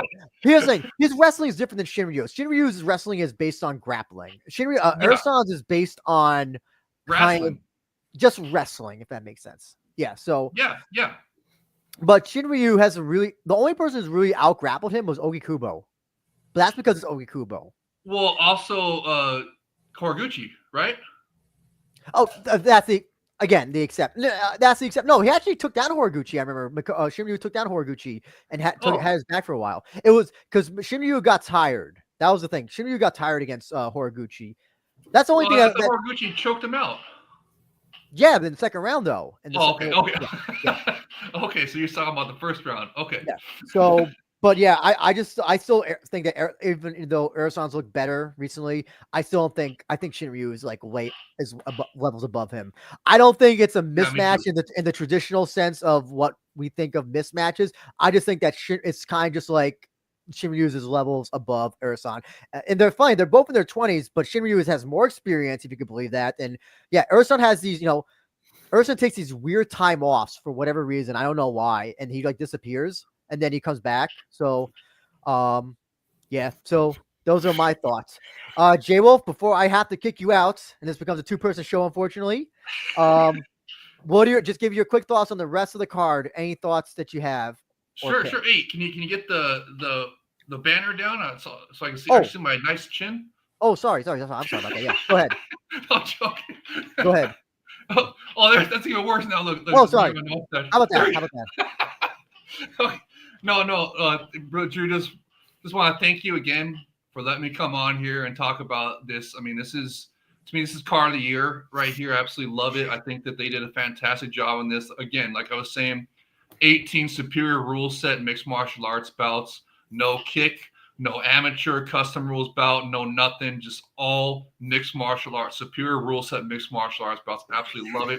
And 2 fantastic Grand Prix on it. The heavyweight Grand Prix, I cannot wait for it. The semifinals are going to redeem the heavyweight Grand Prix, and I can't wait to victory troll everybody about it. That was all hating on it. This flyweight Grand Prix is fantastic. Even with the criticism that you guys are saying about the voting, which I understand, but I still think it's kind of cool. But it's got to. I think they need to, allow the fans some input, not just a select few. But whatever. Sorry, well, we're on a time crunch here. I gotta ask. Okay, yeah. Right. Just I think it's a fantastic freaking card. Absolutely love it. Shout out to the Epic RIZIN fam for making this happen. Now the other bouts that I'm looking forward to, real quick, of course, Patricky Pitbull. Absolutely love it. Did you see him training? He's trained superior rule set. I want to see some superior rule set out of Patricky Pitbull. He's already shown that he knows how to do that in the Epic RIZIN before, so I expect more of that. Then Dalpek versus RIZIN Prince Akimoto, another fantastic bout. If Akimoto can get that done, if the RIZIN Prince can get that done against Dalpek, he's fighting next for the title. That's sensational. And then of course, the main events with Asakura and Kleber, and then Aoki and Fukuda. I'm just gonna say I'm really hyped about the main event. I hope Makira can get it done because he's a superstar for Japan. And just again, thanks for having me on. Appreciate you, brother. And also, just to plug some other stuff real quick, I did get in touch with Aisha from the City Life Project. So we're going to be doing a preview of that this week. Watch for that to drop before the event this weekend. And Aisha always does fantastic previews, as you guys know, betting odds, all that great stuff. So watch for that. And if you want to follow me, you can follow me on Twitter at JAYYOLF1. Yes, misspelled on purpose. When I was commenting way back in the day, I just haven't changed it. And I should keep it so it's going to be kept like that. easy to search, easy. And if you follow me and you're a real person, I follow you right back. And then on the RIZIN FF Fans Discord. And then right here, again, thank you very much, Drew. Really appreciate it, brother. And just, yeah, everybody watch this on RIZIN.tv, man. Get it. It's going to be freaking awesome. And shout out to the Epic You'll be RIZIN back, J for Wolf. making Don't worry. fantastic cards. I promise you'll be back, J Wolf, sometime. I promise. Thanks, brother. I really appreciate Thank you. Take care. Later. Okay. We've talked. Well, there were so many comments I couldn't get to everybody. I'll just get some quick ones in. Furuhata says one leak info. One Taku Ratang actual ticket sales were only 10,000 seats, so about half the seats are invitation tickets. That I heard as well. That's that shows diminished drawing power for Takeru. WMMAC now, just for you, we're going to talk about the women's matches, so I'll just get those in so I'll take up too much of your time, because one of them we'll just talk about like a minute and the other one maybe 5 minutes, but you say that Yamamoto will take the whole GP. That's quite some faith you have in him. Follow us. Should RIZIN do an outrageous venue like UFC is doing to the White House? I don't know. Was Fushimi Inari? Or what's the jet I'm not gonna say, but I was thinking the Japanese forest. I was that'd be wild if they did the Suicide Forest. I know, but he asked for an outrageous venue. Or what's the temple where that has like all the World War II Imperial guards? I know what you're talking about. I forgot what it's called.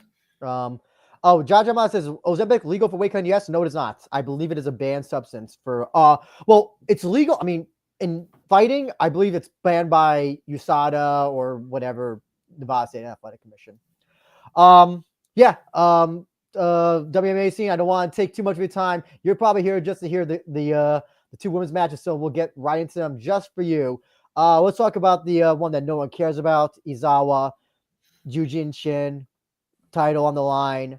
You got someone who's never been an atomweight before, Yujin Shin. I have nothing to really say about this. Izawa is probably going to win by submission. Any thoughts? Yeah. No, same deal. Yes. Yasukuni Shine. The Yasukuni Shine. That's it. Yes. Thank you. Yeah. That's what it's called. Yeah. Yeah. If they had taken this fight out, I would never have been not wondering, oh, you know what? We're missing an Izawa title defense. So yeah. Anything else? No. That's what I thought. Now the one that's a lot more interesting.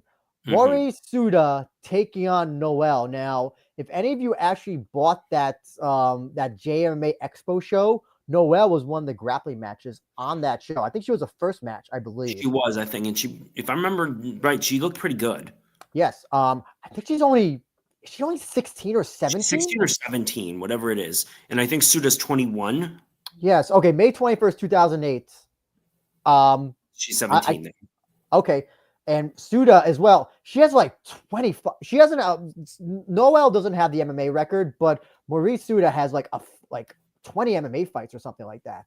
Yeah, she's 13-6, something like that. That's 20 MMA fights at the age of 20. She's 20, has had almost 20 MMA fights. That is insane. Yes, Noelle is 2-1 Shuto fighter. What do you think about this, man? I'm really looking forward to this. I'm looking forward to it. It's interesting. I liked Moeri Suda ever since I saw her in RIZIN against Nisei during one of the Okinawa shows a few years ago. What really impressed me recently is her victory over Ayaka Hamasaki.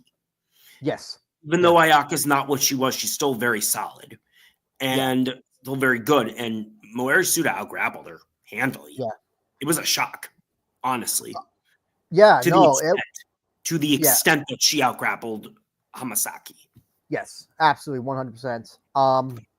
Man, do you think these two are going to? Do you think this will be a grappling match, or do you think these two are going to strike because they don't want to grapple? I think it'll be a grappling match. I think Suda doesn't seem to be the type who would strike. Period. End of story. Yeah. For me, and I'm thinking the experience is going to play a factor here. I got Suda by submission. Do you base that based more on MMA fight experience? Yes. Oh, man, you know what they could have done? On your 20th fight and being able to out-grapple a wily veteran like Hamasaki, I do think that carries some weight. It does. Now you got me convinced, man. Now you got me convinced. Okay, I'm just saying because unless Noelle is like a prodigy, cool. But I've got to go with experience on this one. I don't think has Suda ever been submitted. I know she's been stopped a couple times, at least Yeah, once. ground and pound by Ju-Yun Park. Oh, Oshima submitted her. Okay, that's Oshima. Yeah, and how many fights was that in her career? She was 5-2 at the time. I'm sorry, 7. Is that 7-3? Yeah, no, 5-2. 5-2. That was her third loss. That was her. Okay. So that would have been her 8th fight as a pro.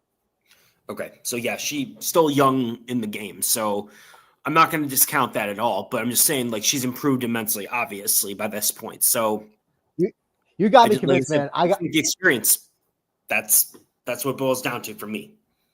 So I'm definitely going to say I'm picking Suda now. Thanks to you. You got me convinced, man. You got me very convinced. I don't think she's going to submit her though. I think she's going to out-grapple her, but I don't think she's going to submit her. That's fair. Yeah. I just think, like I said, I just think the gulf in experience is just going to be too much. Yeah.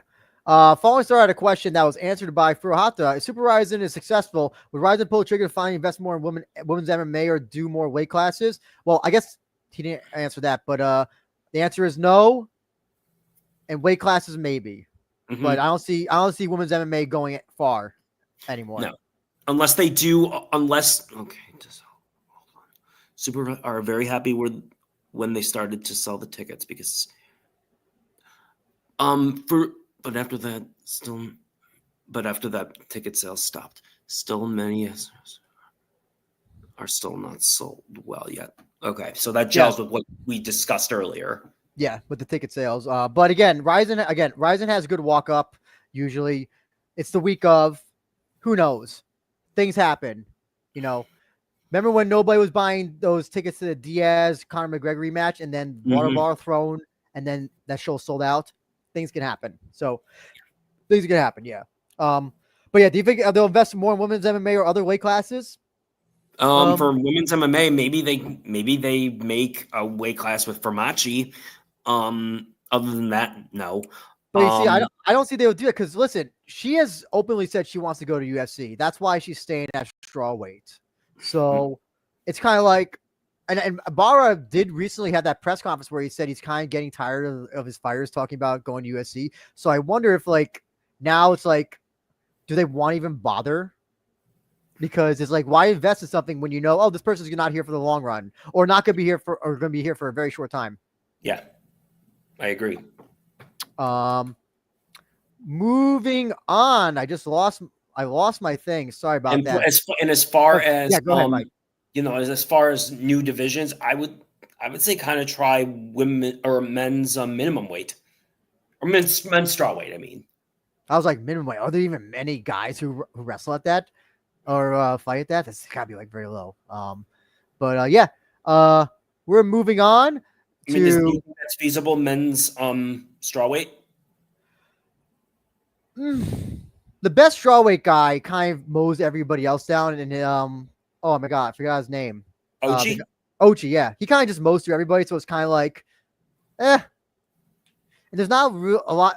Most of the other talent are just like Thai guys, kind of. There's not a lot. There's some good Japanese fighters at 115. They're all in like Pancras, though. That's the thing. They're all. Yeah, I get it, but you're gonna have to find them somewhere. Sorry, moving on. Ji Young Yang, Tetsuya Ando. Tetsuya Ando got that, I think, huge win. I think he was against at the last RIZIN show. Ji Young Yang finished Kentaro at the Korea show. I think this fight looks good. I'm really happy that they capitalized on the Ando Sapporo win. Yes, same. This is a really good fight. It's pick 'em, honestly. Do you? I almost want to pick Ando because I want to see this where this guy goes with a big win over Yang. The one thing about it, Ji Young Yang is so big for this weight class. He is, man. Oh, he is. And he's a really good striker as well. So and he can grapple too. So I'm not sure. Well, that's like the fact that Tetsuya Ando won the way he did, like just like got out grappled the Russian Dagestani Azerbaijani, excuse me, guy was like, man, like I couldn't believe it. I was surprised. He's got a really can't say will not die attitude. Ando. And he's got a charisma about him too. So here's the thing though is that so Yang here is the few losses that Yang has had. Kuramoto, remember that I think he got a red card though in that match. I think he did too. It was close either way. Yeah. His first loss was against Shaduliev. And no shame there. And then his most recent loss was to Nadine Erden. I'm not going to pronounce that last name, but Nadine Erden, who I think that fight was at lightweight, maybe. It was. I think it was very short notice too, as I recall. Yes, yeah.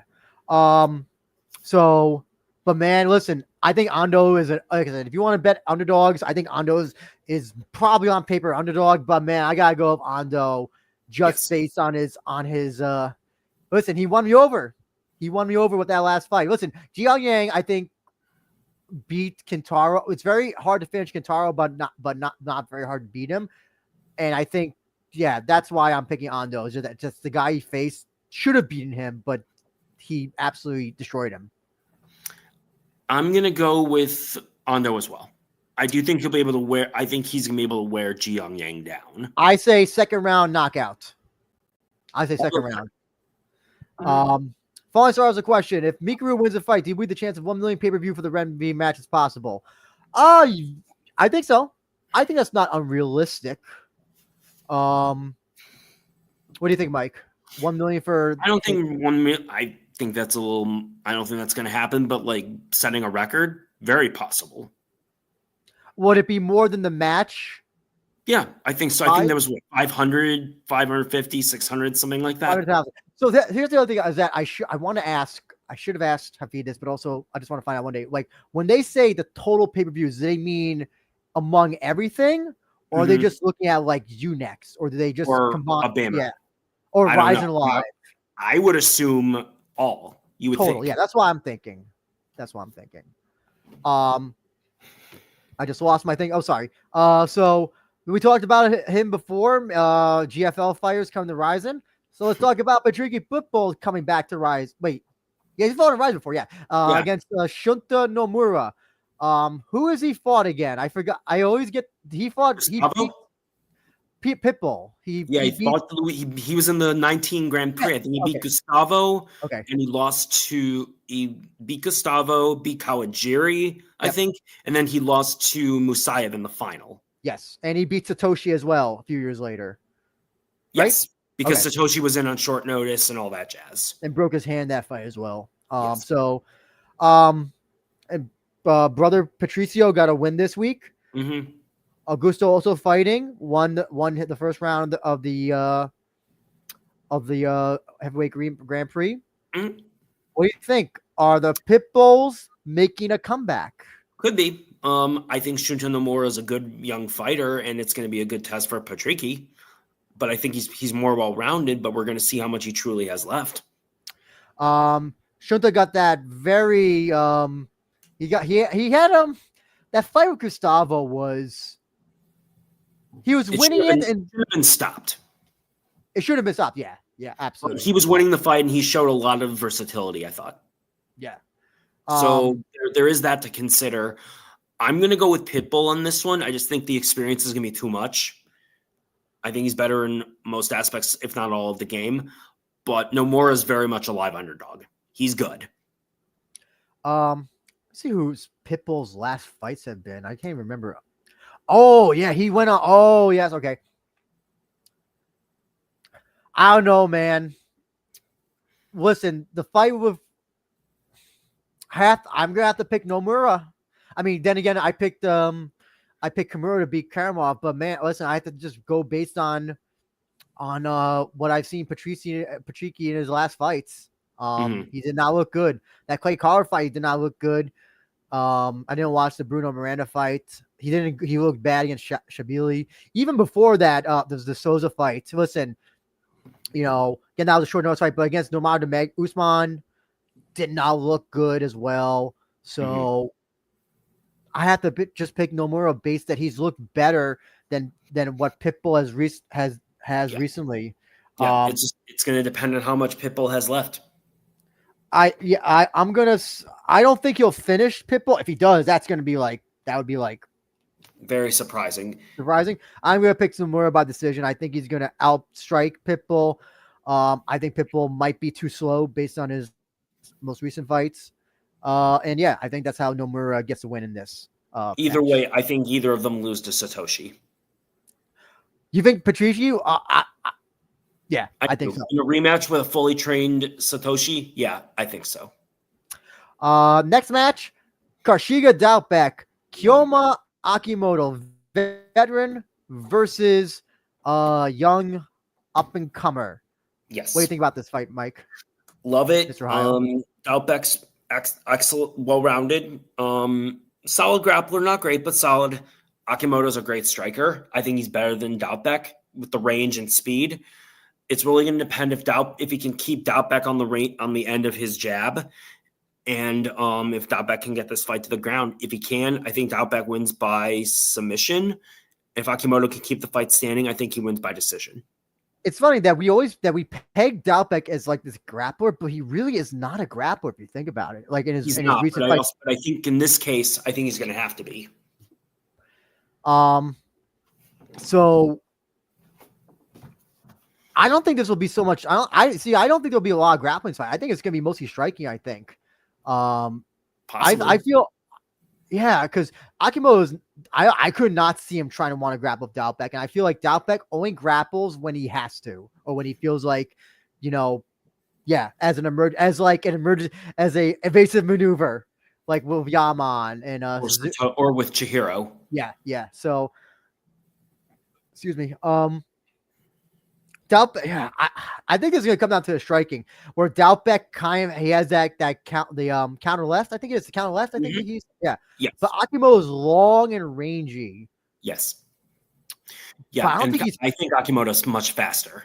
Who do you think has more power? I think Doubtback might have more power. I think Doubtback has more power, but I think Akimoto is better technically. I'm going to have to pick Doubtback by decision win. I think he's going to outstrike Akimoto 3-1 maybe. I just don't see the people that Akimoto has beaten. I'll give him, Ryo Takagi, a good solid fighter that he beat, but I think Doubtback's on another level. The only thing Doubtback doesn't have a lot of defense though. He gets hit a lot, like Yaman, Suzuki.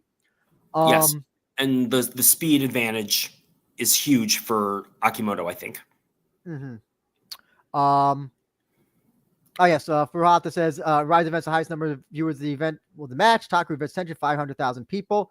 Do you think Barrow will come after John Jones to fight in Rise's exhibition? No.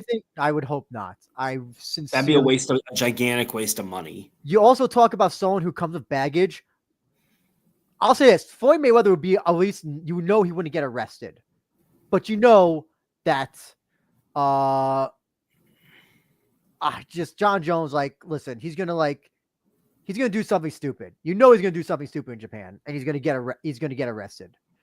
Kemal is still young. He still sleeps next to his mother and father in the same room. I remember that was in the confessions that they did for his fight with I think it was Montoya. I think it was.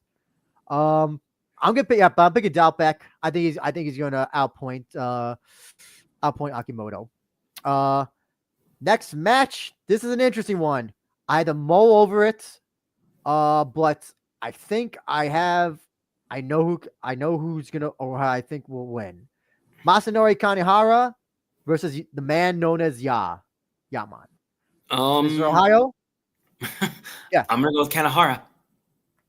So I was gonna go with Kanehara. So then I looked at Kanehara's record and I realized that he tends to lose in the first round. Yeah, I get that. I was gonna say, I think he's gonna submit Yaman. So I thought about that, and I'm like, I feel we haven't seen him fight in a while. Yeah, it's been over a year. and I don't know what he's looked. The Suzuki fight may have taken some years off his chin. But Yama has been more active. The only thing though that Yama, listen, we haven't seen Yama on fight since the Trinidad fight. Yeah, and his grappling is still very much suspect compared I would to suspect Hara. it's looked better though. It looked better against Outback. No, not the Outback. I think actually at points it looked good. At points it looked good against Outback, but not like overall. But I feel like Yama's gonna win this.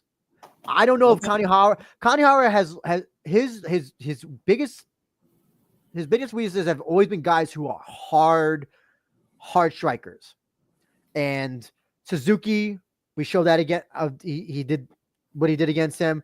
Same thing with I don't know. I feel like I also wonder is Kanehara gonna just try to strike in this fight, because he's been knocking out people. That's the funny thing. He's been knocking out people, but he seems to use his grappling as like a backup, just like backup as in case, or I have to defend myself type thing. He'd be wise to grapple in this one. Yes. I don't know. I feel like Yama's gonna crack him in the first. I feel like we're gonna get a first round KO by Yaman. We very well could. I think Kanehara wins by submission in round 1, but I could see him getting knocked out in round 1. It's a good fight. Oh, very good, very good. Not a mismatch in the traditional sense, I think. No, it's a veteran versus a up and comer. Naoki Inoue defending the belt against Ryo Fukuda, deep bantamweight champion now. So, how do you think this fight will go? I'm going to go with Inoue by knockout. I just think he's better in every aspect, but Fukuda is deserving of a title shot. He's deserving of a title shot. There's also nobody else. There really is nobody else when you think about it. Besides Danny Sabatello, yeah. Well, he's only had one win. Right, but they fast-tracked Zulu too after one fight for a flyweight title fight. Again, there was nobody at flyweight. But I'm saying like literally no one. Yeah, I got you. No, Fukuda's looked good in all other than that. Yeah, you have that one loss at Niza. Yeah, he's looked good in all of his matches. This guy he's really, really, really good. I'm surprised that probably a good thing that he's now at bantamweight, because there's nothing at flyweight. Yeah, so but I can't doubt Inoue, man. Inoue's look good. I'm gonna say that Inoue probably beats him by just out grappling him. I think I don't know if he'll submit him, but I think he's gonna out grapple him to get a win in this fight. I think he'll knock him out with strikes. Yeah, if you look at the people he's lost to: Shinryu, Taira, Adanya, and he got knocked out by Soya early in his career, and then Diaz. Listen, I see the last two initials OF, the last two letters OF. I'm assuming that guy's a grappler. So yeah, this guy, his weakness seems to be grappling against high level grapplers, and Naoki is a high level grappler, man. Yes, so it is. But it's a damn good fight. Oh, it is. I still have to pick with Inoue though, to win this. Yep. Oops. Oh, I almost exited out the thing. Sorry about that. And so comes down to the main event though. Clever Koike, Mikuru Asakura 2. What do you think, Mike? Did you want them to book this fight initially or no? I didn't care one way or the other. It makes sense for Super RIZIN, particularly with the prices that they're charging. Yeah. Like, what do you think? A lot. Oh, sorry. Go ahead. No, it's a lot of money for those tickets. Oh yes. Well, it's a Mikuru show, so no surprise. Yeah. What do you think? Does Asakura get his win back, or does Kleber just submit him once again? I think Kleber's going to submit him, but I think it'll go into the third round. I think Mikuru is going to be better prepared for the elbows. People don't remember that. People thought that Mikuru was winning on the feet. He really wasn't, and that was really the weird thing about that fight. Yeah, Kleber really hurt him with elbows. Yeah. I think Mikuru will try to be as prepared as he can on the ground, but I think if it goes, he's going to have to knock Kleber the hell out. Because I don't think. I'm sorry. Go ahead. And I was going to say he's got power, but I think Kleber's resourceful enough to where he'll be able to avoid a knockout. and submit Asakura at some point. Because So the only one who's been able to truly starch Kleber was Shadulyev. yes, yeah. But Shadulyev will always be like a Yes. a different factor. Mhm.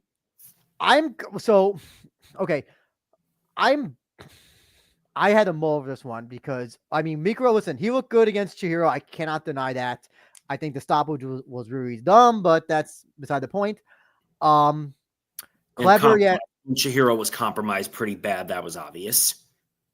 Yeah. I mean, I don't think Mikuru is going to have the kind of just like the defense that Chihiro had when he fought Kleber the second time. I just don't see that. I really honestly don't see that. Yeah. I think Mikuro looked better on the feet for this fight, especially how he looked good against Chihiro on Chihiro. I don't think Mikuro's going to try to grapple at all. I don't think he's going to try that plan. It would be dumb of him also to do that. I'm curious to see how Kleber does look though, especially going against a guy who, that's always been Kleber's weakness is on the feet. Always been this tentative striking, kind of almost gun shyness. And Yes. I'm curious to know if the Shadulyev fight will have put him in almost like PTSD. Like, I don't want to be anywhere near the feet with anybody from now on. It could, but the thing about it, it's, as I've heard you say before, you always start on the feet. Yes, yeah. Kleber's also never. That's also the thing. Kleber's also never been like TKO'd like that or KO'd like that. That's also so I wonder, like, does he lose his chin? Did he lose any chinness from that fight? Does he try to do the thing where like, oh, I'm gonna feint being knocked down and try to get him down to the ground? Like maybe. But if I'm him, you do it. You pull guard. You do what you got to do. Is Mikuru though? Is he okay? You pick Kleber, right? Mm-hmm. Fuck it. I'm going to say Mikuru pulls off a win in this. I think Mikuru is going to get a lucky shot in Kleber. Okay. If Kleber isn't going for grappling or takedowns 30, 45 seconds in, I don't see him winning at all. Yeah, I'm going to say that Mikuru gets a win. I think he's going to TKO Kleber. I'm going to say the second round. Thoughts? Disagreement? Kleber's never really had any cardio issues, right? No, he hasn't. To my knowledge, no. He's had the one weight cut, the one time where he missed weight. Oh, yes. Besides that. Ferrata says he knows Chihiro Suzuki sponsor guys, the chiropractic clinic. He told me that Chihiro's injury condition was very bad, so technically Chihiro should not fight. I mean, we all knew that. Like, we were everybody here, well, except for J Wolf, was didn't want Chihiro to really fight. And we even said like, we don't want him to fight because he really got a beating in that dot back fight. And yeah, now he had that eye injury, as well. So yeah. Yeah, Mikuru winning against Chihiro is not really meaningful. I agree with, yeah. I disagree slightly. It revived Mikuru, but it didn't hurt Chihiro because we know he was compromised badly. Yeah. So I mean, it's kind of like the pro wrestling thing where like, oh, the way that they write off a baby face's like loss is like, oh, he came in injured or whatever, or something like that. So, but in Chihiro's case, it literally was true. Yeah. Yeah, I'm gonna pick Mikuru for a win. I think Mikuru's lost. Has he lost every Super RIZIN show he's been on? I think he has. He lost against Floyd. He lost against Vugar. Mm-hmm. Was he on the other one? Ren. He lost. Oh my god. Maybe I shouldn't. maybe his weakness, like Kai's weakness, was always losing at New Year's Eve. Maybe his weakness is losing at Super RIZIN shows. Okay, I'll pick Mikuru to break this curse. If he loses at this show, though, I'm never picking him again for a Super RIZIN show ever again. So yeah, yeah. So that's Super RIZIN4, folks. Mike, Mr. Ohio. I'm sorry, I keep on calling you by your shoot name.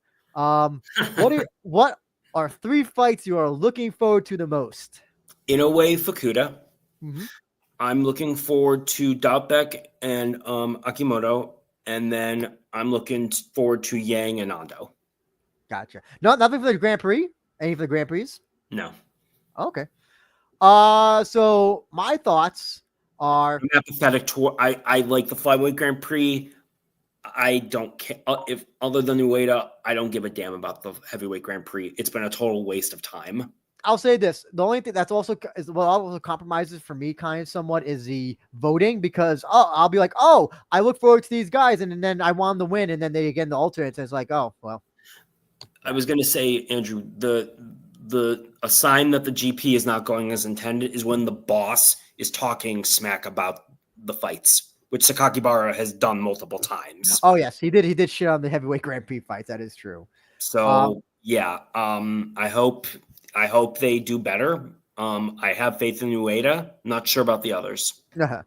So I'm gonna have to pick Taiga versus Shogo Kuriaki, because I'm hoping we get some shitty white belt grappling in that match. Now, on the flip side, I'm really looking forward to Murray Sudo Noel, because I'm hoping we get some high level grappling in this MMA fight. I think that's going to be a fantastic fight. And then the third one, man, I should pick Izawa versus Eugene Chin, because we're all looking forward to that. But I don't want to listen. I want to pick something that someone's not expecting. I'll say, I'm really curious to see how Kanehara and Yaman goes. Really looking forward to that, because I'm really curious to see where Yaman is and where Kanehara is after where they are in their respective careers as MMA fighters. So yeah, I think those are 3 fights I'm looking forward to. And last question for you: what do you think the ticket sales are good? What do you think the actual attendance will be? I think they'll sell out about half the arena. I think it'll be about so what is it? Saitama's 40,000. About 36K. Oh, sorry. Okay, I'm confusing Tokyo Dome. I think they'll get 29,000.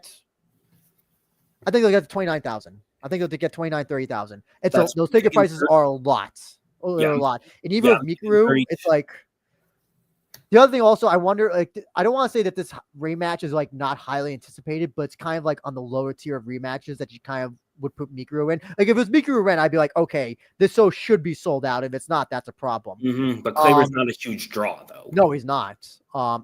He's kind of like Rizin's Demetrius Johnson, where he's like so good, but like he doesn't move tickets for whatever reason. And I feel bad. And Furuhata agrees with me. Kanehara Yaman's a good match.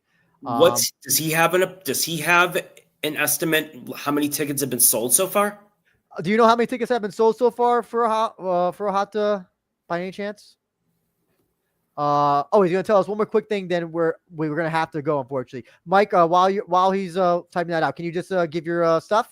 Yeah, I'm just on the Discord at Mr. Ohio. That's it. Yes. And before we go, gotta remind everybody to support the sponsor of the podcast, Shroom Bar. Where's that thing? Oh, there. EatShroomBar.com. Use the code WAR for 25% off your first order. You support the podcast by ordering for them and using the code. And I get a little cutback. It goes into feeding my cats and making me from not going homeless. No, just kidding. No, but like it supports the podcast. And when you do that, then other people will start to advertise on the podcast. And then soon I'll be having Joe Rogan. I'll soon have what is it? Blue Chew or something as a sponsor potentially. Or Condom Depot. Condom Depot. He's saying, okay, Pride employee told him that Super Arena had 2 versions of the seat setting. One called Arena, max 22,000. Thank you so much, Smilebot, for tuning in. And then 2 called Stadium version. Yes, they did the Stadium version. Are they doing Stadium? They are doing the Stadium version for this one. Okay, gotcha. And also, please like and subscribe and comment. That's the other thing. When you like, subscribe, comment, it makes the algorithm helps out all that. Please subscribe to follow the Twitter. We are Rizin Pod. Please check out the Discord Rizin FF. Check out the great people at Focus Fights, Jay Chris Gary with his stuff, and follow him at Jay Chris Gary Oh my God, there's so many people I gotta give a shout out to, but I'll give a shout out on the next show. No problems. No problem. Appreciate it as always. So it's team. So I think they'll get. So if it's 46,000, I think they'll get 30,000. I think they'll get 30,000 minimum for the show. Mm-hmm. Yeah. I think anything less will be like surprise. But guys, it's almost 2 hours. We gotta wrap it up. Unfortunately, thank you so much for tuning in. Furuhata, please come back for our next show if you can. Furuhata, thank you so much. Arigato gozaimasu. Arigato gozaimasu. How would you say, like, please come back again for the next show, Mike? That I'm not 100% sure on. Tadaima, please come home. Tadaimasu is to meet. Yeah, okay, but yes. Okay. Yes, if you can DM me on Twitter, please. If you have a Twitter, X for Hata. But yes, we gotta go now, guys. Thank you so much again for tuning in. Appreciate the support as always, and please tune in for the review show, which will happen sometime after. Which will happen next week after RIZIN, Super RIZIN4 this weekend, July 27th. Thank you so much, everybody. RIZIN.TV, by the way, as well. Take care. Matane. Matane.